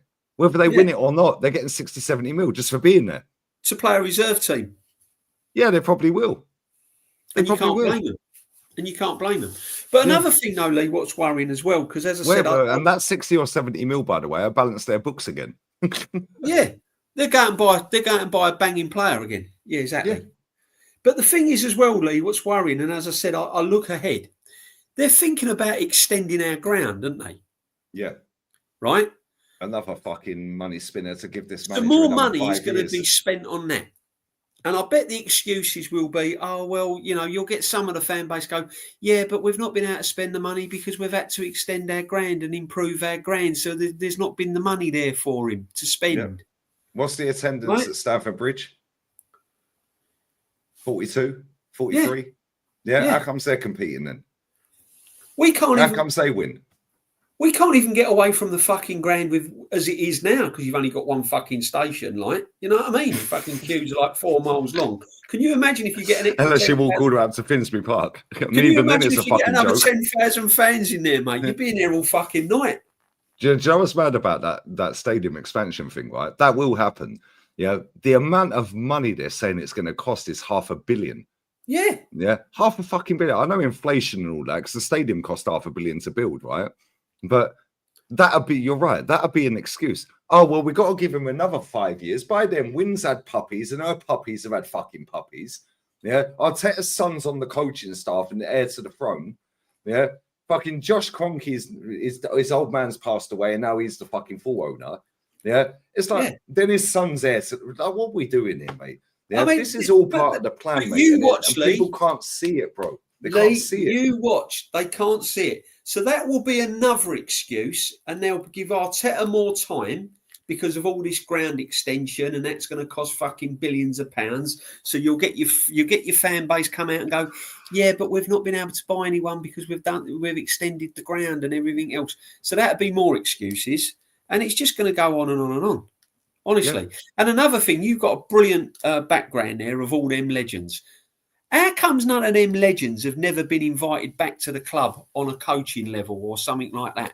Why ain't... Thierry Henry got told when he got the Sky gig by Arsene Wenger, it's either Arsenal under 18s or whatever it is, or Sky. And he went, well, I've committed to the Sky deal. Wenger binned him. Yeah. Wenger binned him. When do you see Bobby Pires invited as a fucking legend of the game, a legend of our club? Yeah. We had Cedric Suarez turn up at the fucking stadium last season, or no, it was this season.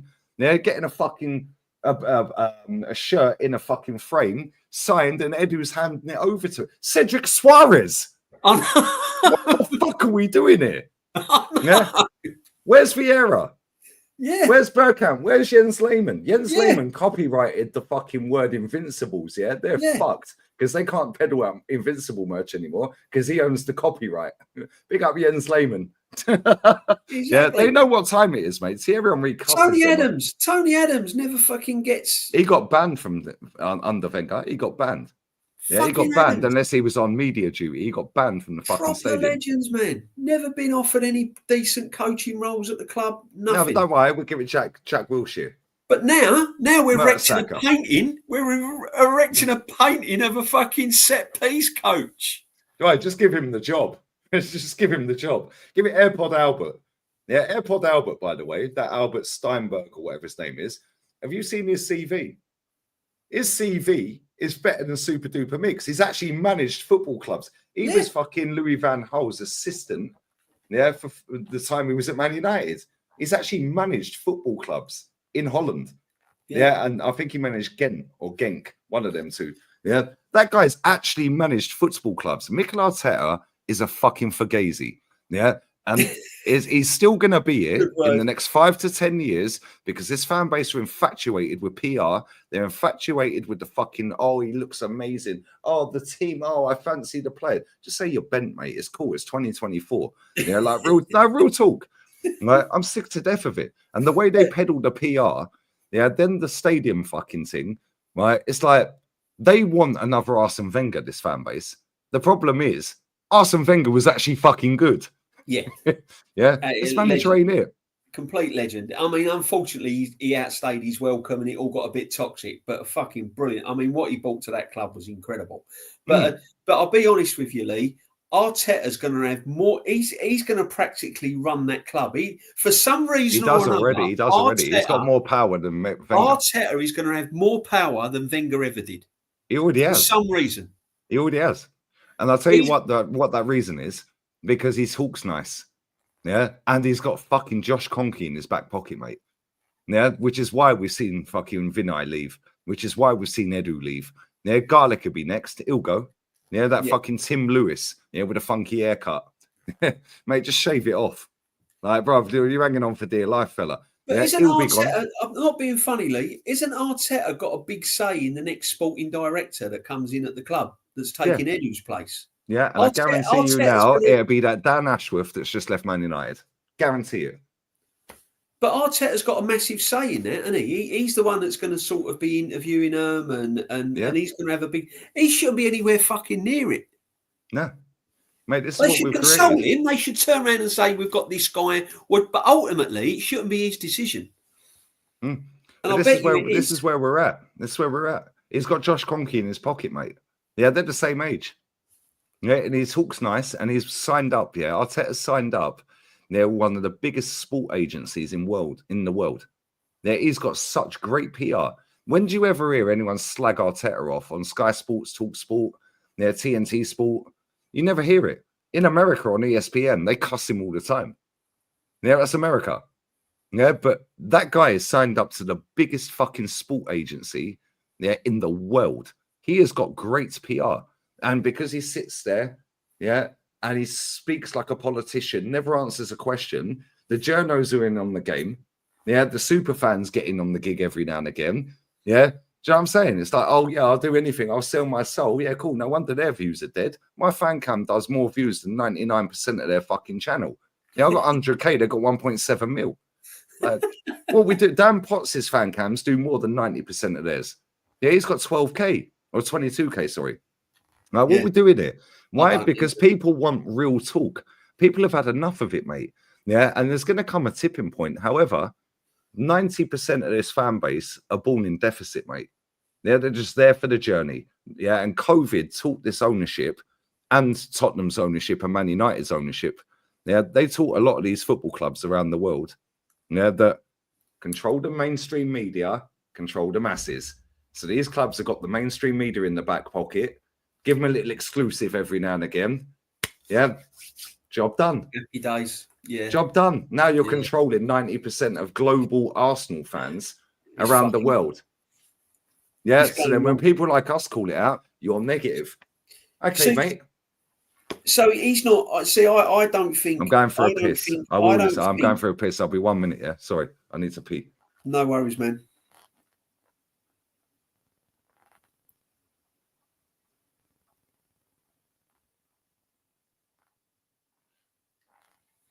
It's all that beer he's drinking, man.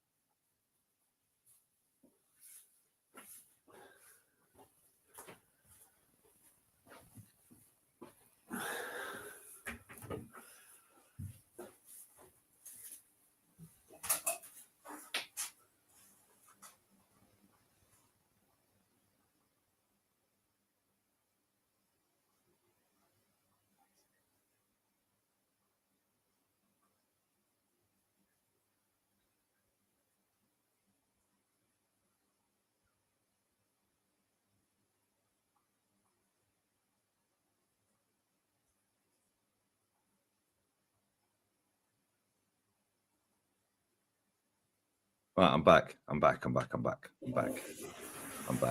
Yeah, sorry, I need this a pee. Yeah, the amount of water I fucking drink is crazy. Big up Kyle Walsh, man. Our club standards are on the floor.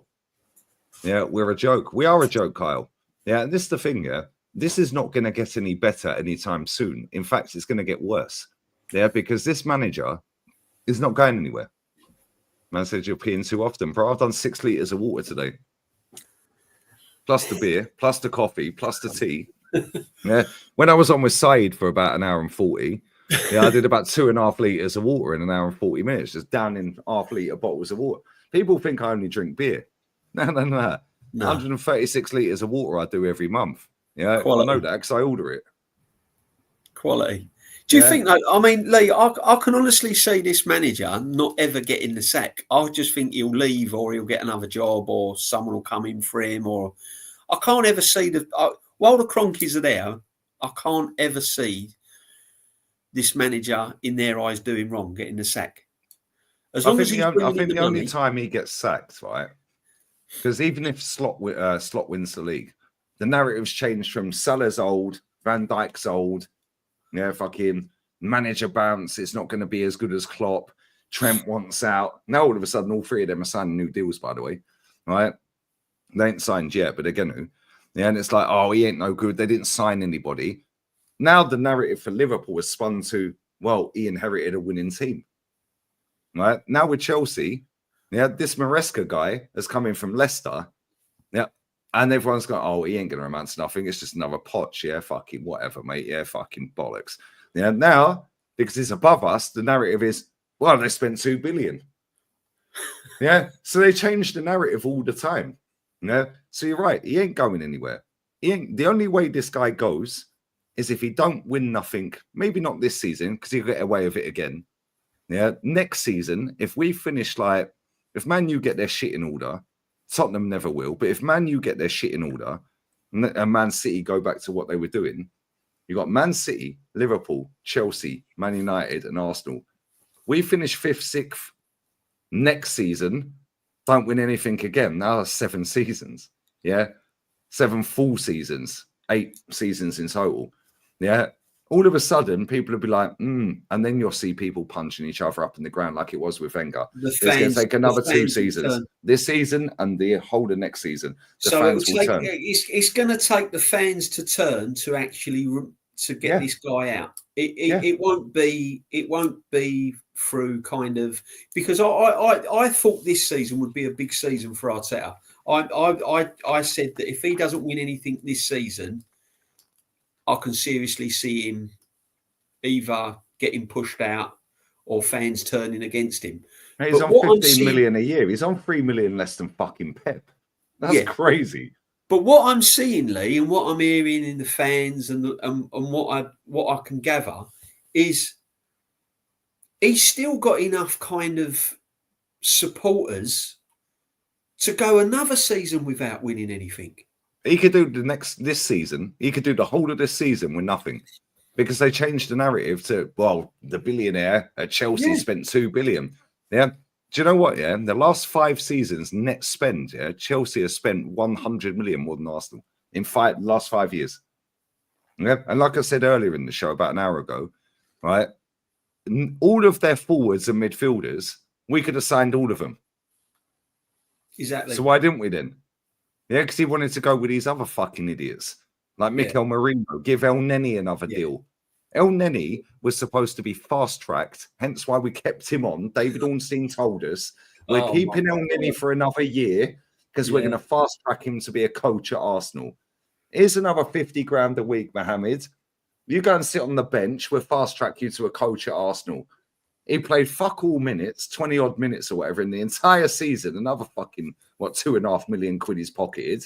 Yeah, and I ain't got a problem with El Neni. He knew his limitation, and I'll never diss him. Yeah, but he's gone, yeah, cool. He then swans off to another football team, and he's playing football now. Where's he coaching then? Yeah, but another story that nobody holds to account from a year ago, because it's all forgotten and washed. Yeah, and this is why when I call shit out, when Arsenal win 3 or 4 games in a row, at the start of the season, we were unbeaten for ages, weren't we? And I was going, well, Wolves was shit. Yeah, this game was shit. Oh, that game was shit. That game was shit. Oh, this player played shit. Oh, just be happy we won. Then we go on that losing streak. Yeah. And then all of a sudden, Lee, you were right. Well, I was fucking telling you when we were winning. Yeah. Now, Fulham, what, one draw and you're in meltdown? No, I've been telling you for 5 years. This is the cycle of this manager. Yeah. Win a load of games, put the pressure on to a certain point, but then play around with the team, fuck around and find out real quick against Fulham. Rinse and repeat. But you're right. Lee. And you know, and the majority of fans in the stadium who are the ones that will get him sacked, not me that sat in Spain, not the fans globally around the world. They won't get him sacked. Turn up in the ground. He's got a job. Wenger got sacked because there was 20,000 of us, and you were there and I was there for the Man City game. David Silva scored the second goal after 20 odd minutes. 10,000 of the 20,000 fucked off. 3 days later, or 3 weeks later, he announces he's leaving. Yeah, it was 3 weeks or a week after we'd lost the League Cup final. Yeah, why? Because the Cronkies went, fucking hell, the stadium's dead. It's empty. Yeah, the easiest way, and I said this earlier, yeah, to Matty backstage, or maybe, yeah, I think it was Matty backstage. The easiest way to get this fucking manager out, yeah, is just go, bollocks, we ain't going to the Emirates for 3 games. Yeah, we ain't going to away games. Fuck off. Yeah, we'll buy the tickets just to get our credits. Yeah, we ain't turning up. Yeah, or turn up at the Emirates, scan your ticket and walk straight back out. Now you've got your fucking thing, yeah? Right? Do that for 3 games at home. He's gone, mate. Yeah, now, if you want the ownership out, do that for 3 fucking months in a row. Yeah, and that ownership are panicking and going, shit, we need to sell up here. They won't do it, mate. Too many happy clappers. They're just happy to be there. You've seen the club shop, it's fucking rammed. Yeah. It's honestly, it's losing sight of what we actually need on the pitch, Lee. It's what we need on the pitch, and it's who we need to sign. You know, as I said, I can't believe we haven't got a striker. I can't believe that. I can't believe how bad we're struggling at left back. I can't believe the decline of Martinelli, Trossard. You know, it's in front of you. It's not these are facts. These are actually what you see in front of you. Mm. And you watch. What will happen, Lee, is that if we do beat Everton Saturday, we'll beat Everton Saturday. We'll win our next 2 games possibly. And it'll be, oh, yeah, you know, we're back, we're this, we're that. But when the pressure's on, whenever the pressure's on, this manager will do something and we will foul. And the same Sunday, there was a bit of pressure on. We could have closed the gap to 4 points to Liverpool, albeit they had a game in hand. But we could have closed the gap to 4 points against Liverpool. The pressure was on. We had to get a result. What did he do? He didn't take any risks. He didn't think to himself, yeah, I'll put Tierney at left back. There's no real threats coming from there. Skelly. We'll keep. Why didn't he put Rice at centre back? Rice is a centre back. Yeah. He came through the academy at West Ham as a centre back. Yeah. But again, though, Lee, you know, he could have, you know, Partey and Rice in the midfield the last 3 or 4 games have looked, for the first time since Rice signed, it's starting to gel into a decent partnership. Which is what we thought that we signed Rice for. Partey, Rice, Odegaard. And this is why I feel sorry for Rice, because since he's been there, when Rice signed, he thought Xhaka was going to stay. I swear down. Right? Yeah. Right? Okay. Yeah, Xhaka said, fuck you, see you later. Yeah, right. He's never really built up a relationship with any midfield player in that team. Mm. And he's just starting to build up a relationship with Partey, and you're just starting to see it the last sort of 3 or 4 games where they're starting to gel. And what does he do? He goes and puts him at right back when he had other options against Fulham. And it completely threw everyone in. And this is what he does, and this is what he's going to keep doing continually. He don't want to sign us for some reason or another. He don't like a striker with a bit of trouble. He's got to be the perfect. He's got to have the perfect attitude. He's got to fit in with the Arsenal way. That's why he likes Bukayo Saka. We were saying this earlier, me and Kenny and Jez, mate. Yeah, Bukayo Saka. Yeah, I like Bukayo Saka, but the way our fans go on about him, it's like it's Ronaldinho. He ain't Ronaldinho. So if you're going to hold him to Ronaldinho standards, when he drops below them, I'm going to cuss him out. When he plays well, I'll say, he didn't score or do anything at the weekend. However, he was the best player on the pitch for me for Arsenal because he looked like he'd give a fuck and he was looking around like, are you dickheads going to help? Yeah. But Bukayo Saka's a nice, well-grounded guy. Yeah, of course he is. He knows he's a superstar at the club. He's the poster boy. But he's not one of them that's going to start effing and blinding his teammates. No, he ain't going to cause no problems. No. Yeah, but that is what Mikel Arteta likes. Same with Odegaard. Yeah. Odegaard will do the arm waves and the PR and the hair flicks and all that. But when do you see Odegaard cussing his teammates out? Declan Rice, you said it way back on this stream. Declan Rice is like, whoa, yo, what are you doing? Whoa. Because Declan Rice... honestly, he was really trying to drive and make things happen Sunday, Rice. You know, there was certain... And he was, hang on a minute, give me the ball. What? And there was nothing. You know, when does 29 ever get vocal? He walks around like he slept in a coffin. It's like that. Yeah. When's he ever vocal going, oh, give me the fucking ball. I've made the run. Why didn't you pass the ball? Nobody argued. When we've seen our team, right, actually win shit, they're always arguing with each other. Thierry Henry had cuss out Gilberto. Yeah. Petit had cuss out Vieira. Bergkamp had cuss out Henry. Yeah. And so on and so on. Ashley Cole would have a mouth and fucking give it a big one. They'd all cuss each other out. Adams, Bold, all that lot. Oh, I've seen Adams physically get hold of players and fucking drag them to mark someone. Seriously. It's too nice, mate, which is why we don't win nothing. Yeah, we are the zesty football game. We are a red Tottenham, mate. Yeah, real talk. We're a red Tottenham. We're a nice club with great PR and zesty as fuck. See, my idea of a captain is... they take over the whole situation. They're going up to players, you know, and they're actually in their faces. What are you doing? Why? Not waving their arms up to get the crowd going. Yeah, they're going. You know, they don't worry about what the crowd are doing. They're at the players. What are you doing? Why aren't you there? Why aren't you doing this? Come on, fucking get going.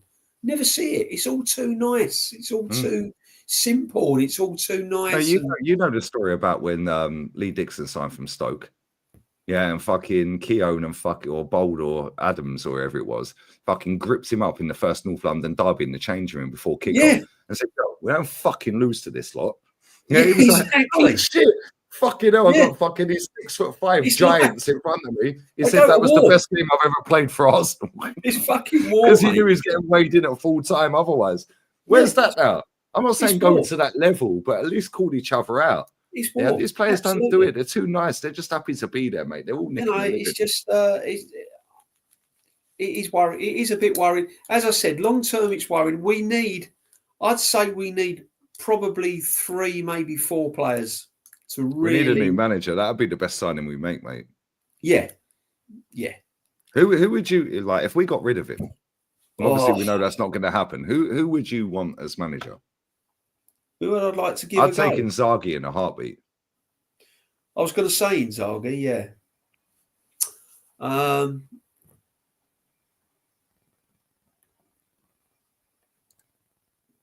Zidane, possibly. Yeah, Zidane. What about Allegri? Possibly. Who? Allegri? Yeah. Yeah, Inzaghi, Allegri, Zidane. I don't think Ancelotti, not. I love him, but he's done. He's done. Just retire. Simeone? Yeah. I think, Inzaghi. I mean, there's definitely managers out there, Lee. I mean. Well, yeah, look at Slot. Would any Arsenal fan have sat there in the summer and said, if we sack him, should we go and get this Arnie Slot fella? Well, Arnie now Slot, look what he's doing. Arnie Slot is kind of on the similar lines to when Wenger came to Arsenal, didn't it? It was like, Arsenal, who? Yeah. Who? Arnie Slot is like, who's this guy? Where's he?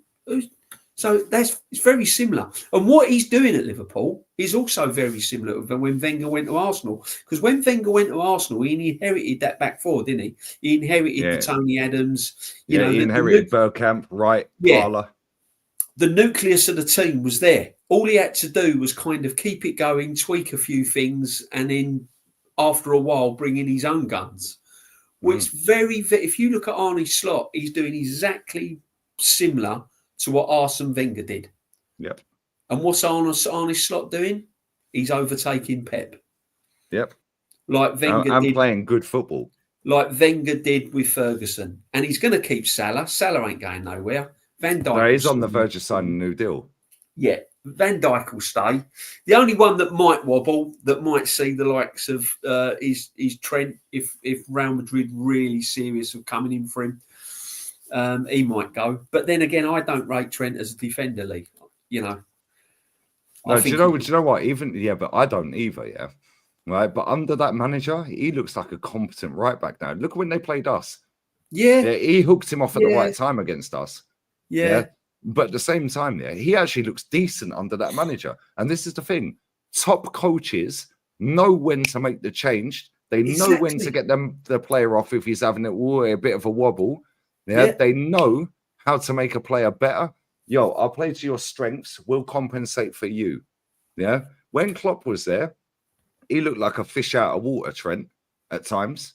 However, he had Jordan Henderson dropping in or Fabinho dropping in to cover his mistakes. That three in midfield, we're now them Fabinho, Hendo, they weren't there to create nothing. They were just there to fucking win the ball back and pass it to Firmino, Mane, and Salah. Yeah, and then play it back to Trent. He'll whip a ball in. Robbo will whip a ball in. Panic ball. Yeah, whip the ball in first time. Everything's mayhem. Bang, we're scoring. Yeah? When do we play Man City? Yeah, right. How Liverpool play Man City. Forget the game recently. That guy Klopp, has a positive record. In fact, fuck that. Ole Gunnar Solskjaer has a positive record against Pep. With that shit Man United team. When we go there, we sit there and go, oh, let's park the bus. We can't beat them. Nobody can beat Pep. Ole Gunnar Solskjaer beat him nearly every time he played him. Mate, so does Edge at Spurs. So any Spurs manager beats fucking what we doing here. Fucking Spurs beat this guy is so fixated with being Pep. Yeah, it's like, bro, you're not going to beat Pep by being Pep. Yeah, Klopp is not Pep, he beat him. Conte was not Pep, he beat him. Yeah, Slot is not Pep, he beat him. Maresca is not Pep, he's above him. Yeah, yes, we're currently above him, but they're in their worst period since the Sheikh took over, and we're 2 points clear. We're the greatest super duper Mick. Piss off. Yeah, we're done, mate. That's way into a process. It's embarrassing, man. It's embarrassing. But again, Lee, what annoys me is that what you were saying about what these managers are coming in and improving players. The guy at Chelsea, look how he's improved Nicholas Jackson this season.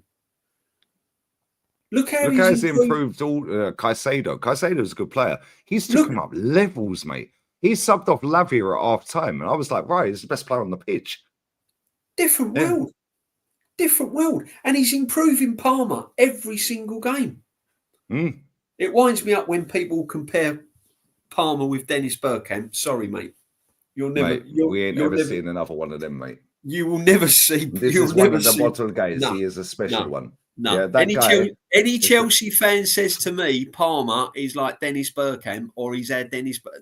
Sorry, man. Is that the best player you've seen at Arsenal? Because you see Liam Brady. I wasn't lucky enough to see him, innit? 100%. Dennis Bergkamp is probably the best player I have seen. Yeah, I would stick my neck out, even over Henry.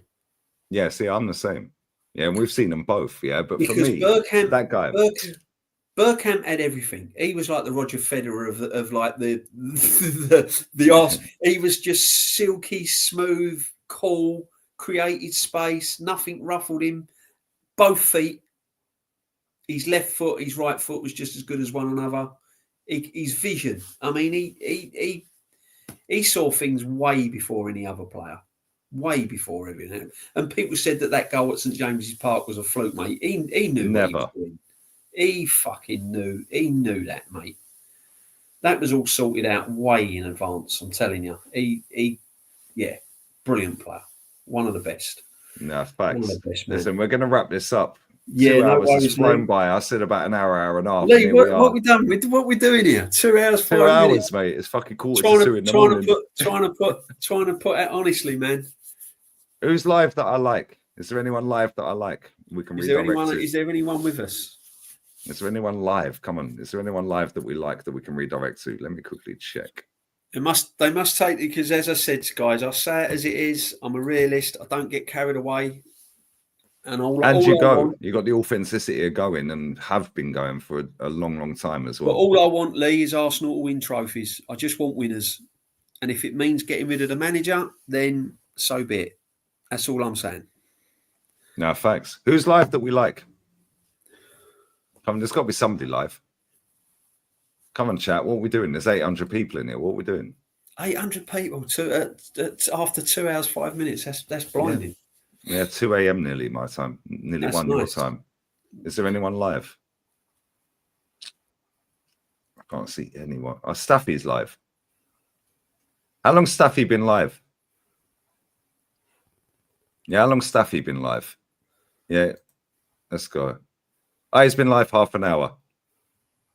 Yeah, he's talking about Arsenal, Spurs, Chelsea, Man United. Obviously, he's a United fan. Raid Staffy, guys. We're going Staffy. Yeah, mate. We've covered. Yeah, we've covered every. We've spoken about everything, mate. In 2 hours, we've done the Chelsea. We've done it all. Yeah, come on. And listen, fucking, if this Chelsea or Liverpool manager win the league, mate, everyone should hang their head in shame. Yeah, real talk. They should hang their head in shame. How are they ahead of us? How are these two managers coming with a guy? Because they know what they're doing. They've coached before. They've actually managed teams before. Yeah. See, the thing is with Arteta as well, he overcomplicates things. All he had to do was just keep it simple against Fulham. Just do the simple, basic things. Rough it up a little bit. Try something different. Man said, "What did Bergkamp win? Are you crazy?" What's that guy on? Is he been up too late or what? Mate, go and Google Dennis Bergkamp, yeah, and then go and type in Dennis Bergkamp. Yeah, Dennis Bergkamp still holds the record now for match of the day, goal of the month, 1, 2, and fucking 3, bruv. Go and watch YouTube clips of Dennis Bergkamp. Go and read the greatest about player Bergkamp. Arsenal have ever had, the best player ever to have played in the Premier League, mate. Not only that, Lee, go and watch Dennis Bergkamp, what he used to do for Holland, his national team, mate. That goal against Argentina. Yeah. And it was no fluke, because his similar control was against Leicester at Who was the fucking bald head that he was up against, that fucking centre back? What was his name? Matt something. Matt fucking whatever his name is. Yeah. And he scored a hat-trick in that game. Yeah, Zola's my second favourite best player in the Prem. And then third is Eric Cantona. Yeah, number 1, 2, 3, Bergkamp, Zola, Cantona, best 3 players to play in the Premier League. Yeah, I'll tell you what, if you was to do a top 5 best players in the Premier League, Lee, who would they be before we go off? So you got Bergkamp, Zola, and Cantona, top 3. Who would be after who that? Would be your next yeah, two? Matt Elliott. That was it. After that, I probably would go Thierry. Yeah, it's got to be. Yeah, I'll probably go Thierry 4th. Yeah. Yeah. After that, I'd go. I don't know, man. It's tough after that. Maybe Luis Suarez. Yeah, Luis Suarez is a fucking shout. I can't lie. Because not only that, Giggs is a shout as well. You don't want to be too. You don't want to be biased. But see, we had so many good players, didn't we, in that era? We had Patrick Vieira midfield, up and down. I mean, Robert Pires was underrated as well, wasn't he? Oh mate, that goal he scored against Peter Schmeichel for Villa when he played for Villa. Forget the goals he scored against everyone. He always scored against Tottenham, mate. Yeah, but when he went to Villa, and he dinked Schmeichel. Yeah, I was like, you're taking the fucking. When Schmeichel was at Man City, I was like, you're taking the fucking piss. Real talk, man. How good was Pires? I mean, he was fucking good. But like Ashley Cole was some fullback as well. Oh, Ashley Cole's the best left back ever, mate, in the Prem. Yeah. Scholesy was a baller as well. Scholesy's mad underrated. Yeah, Paul Scholes is one of the best footballers I've ever seen. Aguero as well. Aguero, one of my favourite strikers. Yeah. Overmars was sick, but I'm taking Pires over Overmars. But John Terry, not only that, back, but Tony Adams and John Terry as a partnership would have been crazy. Can you imagine them two together? Can you imagine it? You ain't scoring, mate. I'll tell you what, though, Lee, I rated Frank Lampard as well. The fucking amount of goals that geezer scored from midfield was a joke. Their top scorer, isn't it, ever? He's their I top goal mean, scorer. He took over fucking Bobby hell, what he Tanley. done for that Chelsea team was incredible. Yeah, so like my top 5. Who am I going? Top 5. So Bergkamp, Zola, Cantona, Omri. I'm gonna have to go Aguero 5th. I wanted to put Suarez in, but I'm going Aguero. Yeah. Yeah, who's your top 5? Oh, Bergkamp, Henry.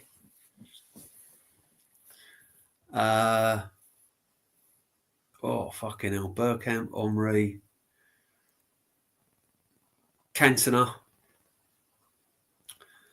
I'd go defender, I think. I would have to go probably Ashley Cole, I think. I'd have to go Ashley Cole in there. Because he was a banging fucking fullback. He was really good. Quality, wasn't he? I was fuming when he left. Yeah, I was gutted. I don't know. The 5th one's hard. I don't know. Zola, Ronaldo, Aguero, Suarez, Aguero, fucking Scholesy, was an handful. Yaya Toure. Yeah. Cesc was class, but not that. No, Kevin De Bruyne, probably. De Bruyne, that's a shout as well. Yeah, probably Kevin De Bruyne, I would say. Good player. David Silva, he was quality as well. He was a good player. But it's tough though, isn't it? Because it's everyone's personal choice, isn't it? You know, Yeah. Like if you was to say who's been the best centre back in the Premiership, Tony Adams or John Terry. People are going to. I reckon John Terry will come out on top of Tony Adams because he was more. I don't know. I mean, Tony Adams was just fucking the ultimate centre half. Tony Adams was better than John Terry, but most of the fans didn't fucking see Tony Adams in his prime. No. And Letizia as well. Letizia is one of my favourite players. What a shout, that man. He's a baller. Yeah, but again, he didn't win nothing, so nobody cared. Like, the reason why Matt Letizia, you go and watch YouTube clips of Matt Letizia, some of the goals he scored with, right? For a guy that had no pace, that guy was just fucking incredible. One of the most underrated midfield players probably that's ever. Mate, he never scored a shit goal either, did he? And the only reason why is because he was at Southampton. Yeah. That's probably why he don't get the recognition. No disrespects to Southampton, but that's probably why he didn't get the recognition. Yeah, and he never won nothing because he stayed at Southampton. That guy single-handedly kept them in the league every year. Yeah. See, some of the goals, he's flicking them over the fucking Man United player. Prime Man United is flicking the ball over the head, flicking it and volleying it top bins. He's taking the piss, mate. What about the free kicks where he just flicks it up and just whacks it in on the volley? Yeah, flick it up and volley it. Yeah, I think he only ever missed one penalty, didn't he? That's fucking mad, wasn't it? Mate, look at the ballers we're fucking naming here, by the way. Yeah. Look at the ballers we're naming it. Yeah. And now we're fucking got to rate Odegaard and Martinelli. Do me a favour. Get out of here. But listen, that's what I'm saying. When you talk about Arsenal, when you talk about your Perez's, even your Freddie Ljungberg's in with that. And Nelka. Nelka, mate. Fucking what a player. Right. Mate, his first goal was against United, that 3-2 game, wasn't it? Freddie Ljungberg, mate. And who are we talking about now? Mourinho, fucking Trossard, fucking Martinelli. Yeah. All on, by the way, double the wages that these fucking players were probably on. No, it's crazy. No, it's mad. Yeah, Matt Letizia, this is why I think some of these players, they sit there so pissed off, which is why they go into the Sky Sports gig and all that, because that's how they make their dough up. Yeah, they must be looking at these players thinking, Roy Keane, what a player. Yeah, he must be sitting there looking at some of these players thinking they're nicking a fucking living. They're getting paid a fortune compared to what. Can you imagine what he really feels about Man United? Can you imagine if Roy Keane... Yeah, we get the filtered down version. It's still the best version online. You know what I mean? Reyes as well. Reyes was a baller. This is what winds me up when I have to fucking listen to people like Carragher, fucking bang average fucking defender. Do you know what I mean?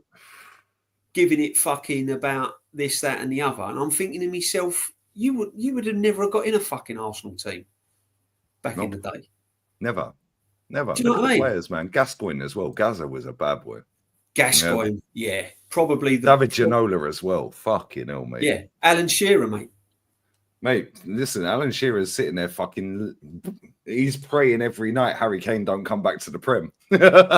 Alan Shearer. I mean, we're talking about the Bergkamps and the Zolas and all that, but you Alan Shearer, fucking Paul Gascoigne, what a player, Ginola. Yeah, Ginola, baller, absolute fucking baller, mate. Eden Hazard, Paolo Di Canio. It pains me to say it. Fucking Drogba. Drogba was a joke. Yeah, Gareth Bale. Yeah, Gareth fucking Bale, mate. That guy, he couldn't give two fucks about football. Yeah, he's more interested in golf. Yeah, and I'll tell you something now, that guy's got more big moments that have won trophies at Madrid.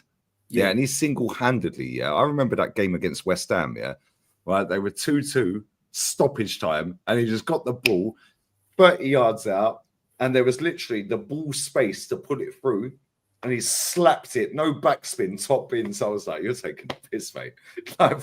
Copa del Rey final, Ronaldo was injured at Madrid, and he's run off the pitch against Barca. Past Bartra. He's run off the pitch. I'm like, you're taking the bicycle kick against Liverpool. Comes off the bench, bicycle kick. Like, fuck off, man. He ended up getting cussed. He ended up getting treated quite badly. They hate him, mate. They fucking hate him. They Why? can't Because he didn't give a shit. Didn't give a shit. He didn't care. Didn't want to learn the language. Didn't endear himself. However, on the flip side of that, a player that we've both seen that you'll agree is a baller, Steve McManaman. That guy could get his cock out in Madrid and windmill it all the way around Madrid, mate. They're like that. They fucking love McManaman, mate. Oh, they fucking love him. Yeah, and he cusses that team. I hear him on BT Sport, or TNT. And fucking Guti as well. Guti's on DAZN España. And I can understand quite a lot of Spanish. Can't speak it. I speak Spanglish. Guti and McManaman are fucking club legends of that club, but they'll never accept Gareth Bale because he never endeared himself to the fans. He was more interested in golf. Get my head around that, man. Steve McManaman, though, real talk, before we wrap this, right? How fucking good, because people take the piss out of me. Oh, you love Steve McManaman. How good was Steve McManaman? Oh, yeah. Proper. Bro, that guy, I swear down. That guy, you pick that fucker up in his prime and put him in this era. You think Lamine Yamal's good? Okay, mate. This guy's levels. Levels. Levels. Steve McManaman was a bad boy. Andre Kanchelskis, another one. I just don't get my head around how these modern day. See, the problem is, right, with a lot of the fans nowadays is that they see players now and they go, "Oh, world class." They use this word "world class" and they run it off the tongue. Even the pundits do now. Right, the pundits on fucking TalkSport and all these fucking channels and all that, they go world class, as if they're pouring a glass of water. To me, world class, you've got to be extra special. World class is you do it week in, week out for your club, and then when you're playing in fucking Norway in the middle of fucking January, you're still fucking doing it then. Do you know what I mean? And then you'll come back to your club. You're doing it whether you're playing in a domestic cup. Honestly, you don't. No, it's all true. The time. It's true. Season in, season out, season in, season out. No drop off. 9, 10 out of 10 every fucking game.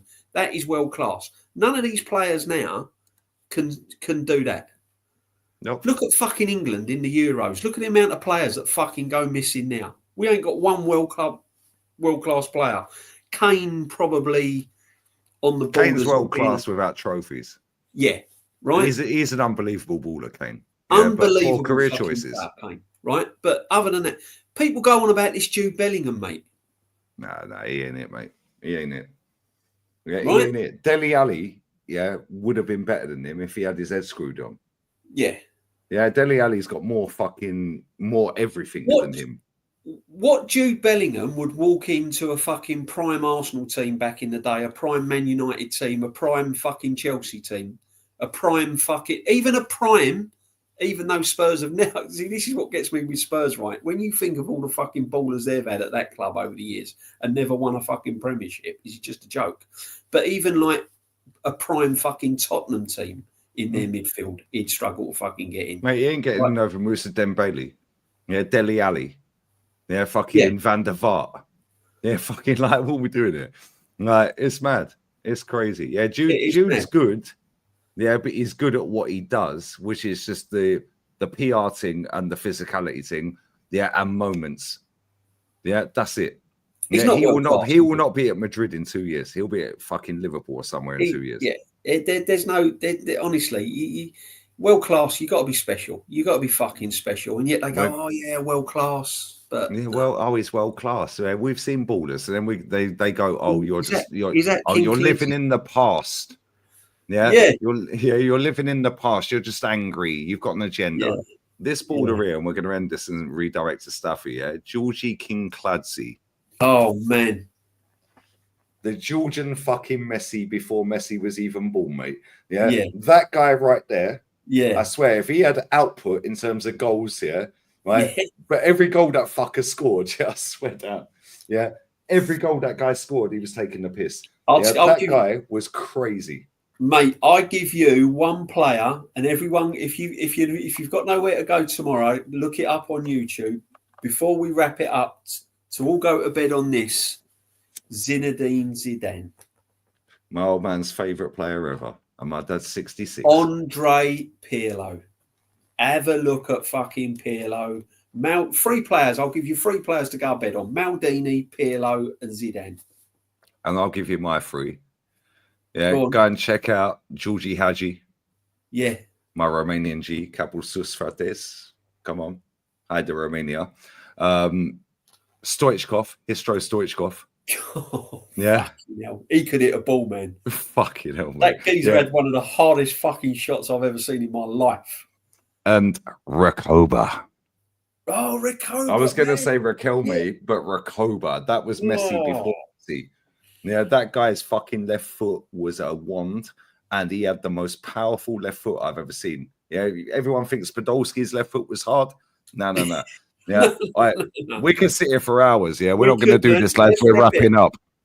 Lee, top man. We're wrapping up. Batistuta is one of my favourite strikers of all time, but we're wrapping up. Otherwise, we're sitting reminiscing about the old days and do another 4. Yeah, we're gone. Yeah, I've got to go sleep. DJB, bless up for your time. We were going to do an hour to an hour and a half. We've done 2 hours and 22 minutes. Yeah, bless up. Always appreciate you, man. No worries, man. Thank you, Lee. Thank you for having me. And thank you to all the community. Bless. We're going to raid Staffy. What you got coming up? You got any shows coming up? I haven't at the moment, Lee. No, I haven't at the moment. So, if anyone wants to invite me on, feel free. And as I said, I'll be happy to come on. No problem at all. There we go. Bless up. I appreciate your time, man. Always I will be there Saturday. I will be there Saturday, giving it that. You there on Wednesday? No, I'm not there tomorrow, unfortunately. My boy's going instead. I've got a bit of work to do, so I can't get there tomorrow. But apart from that, I will definitely be there Saturday, which would be... Well, let's hope that fucking Sean Dyche ain't fucking prep saying, but mate, as I said to you early in the stream, mate, they've had 2 weeks fucking on the training ground, so we'll see. They're nice and refreshed. Any little injuries or any little niggles, Gonski, so they'll be up for that Saturday. So we'll see how we do under pressure with this manager again, Lee. No, facts. Bliss up for your time always, man. We're going to raid Staffy, mate. Take care, mate. Take care, listeners. We're out of here. Spam Staffy's chat, Lee Raid. I'm gone. Cronky out. Take it easy, boys. I'm out of here.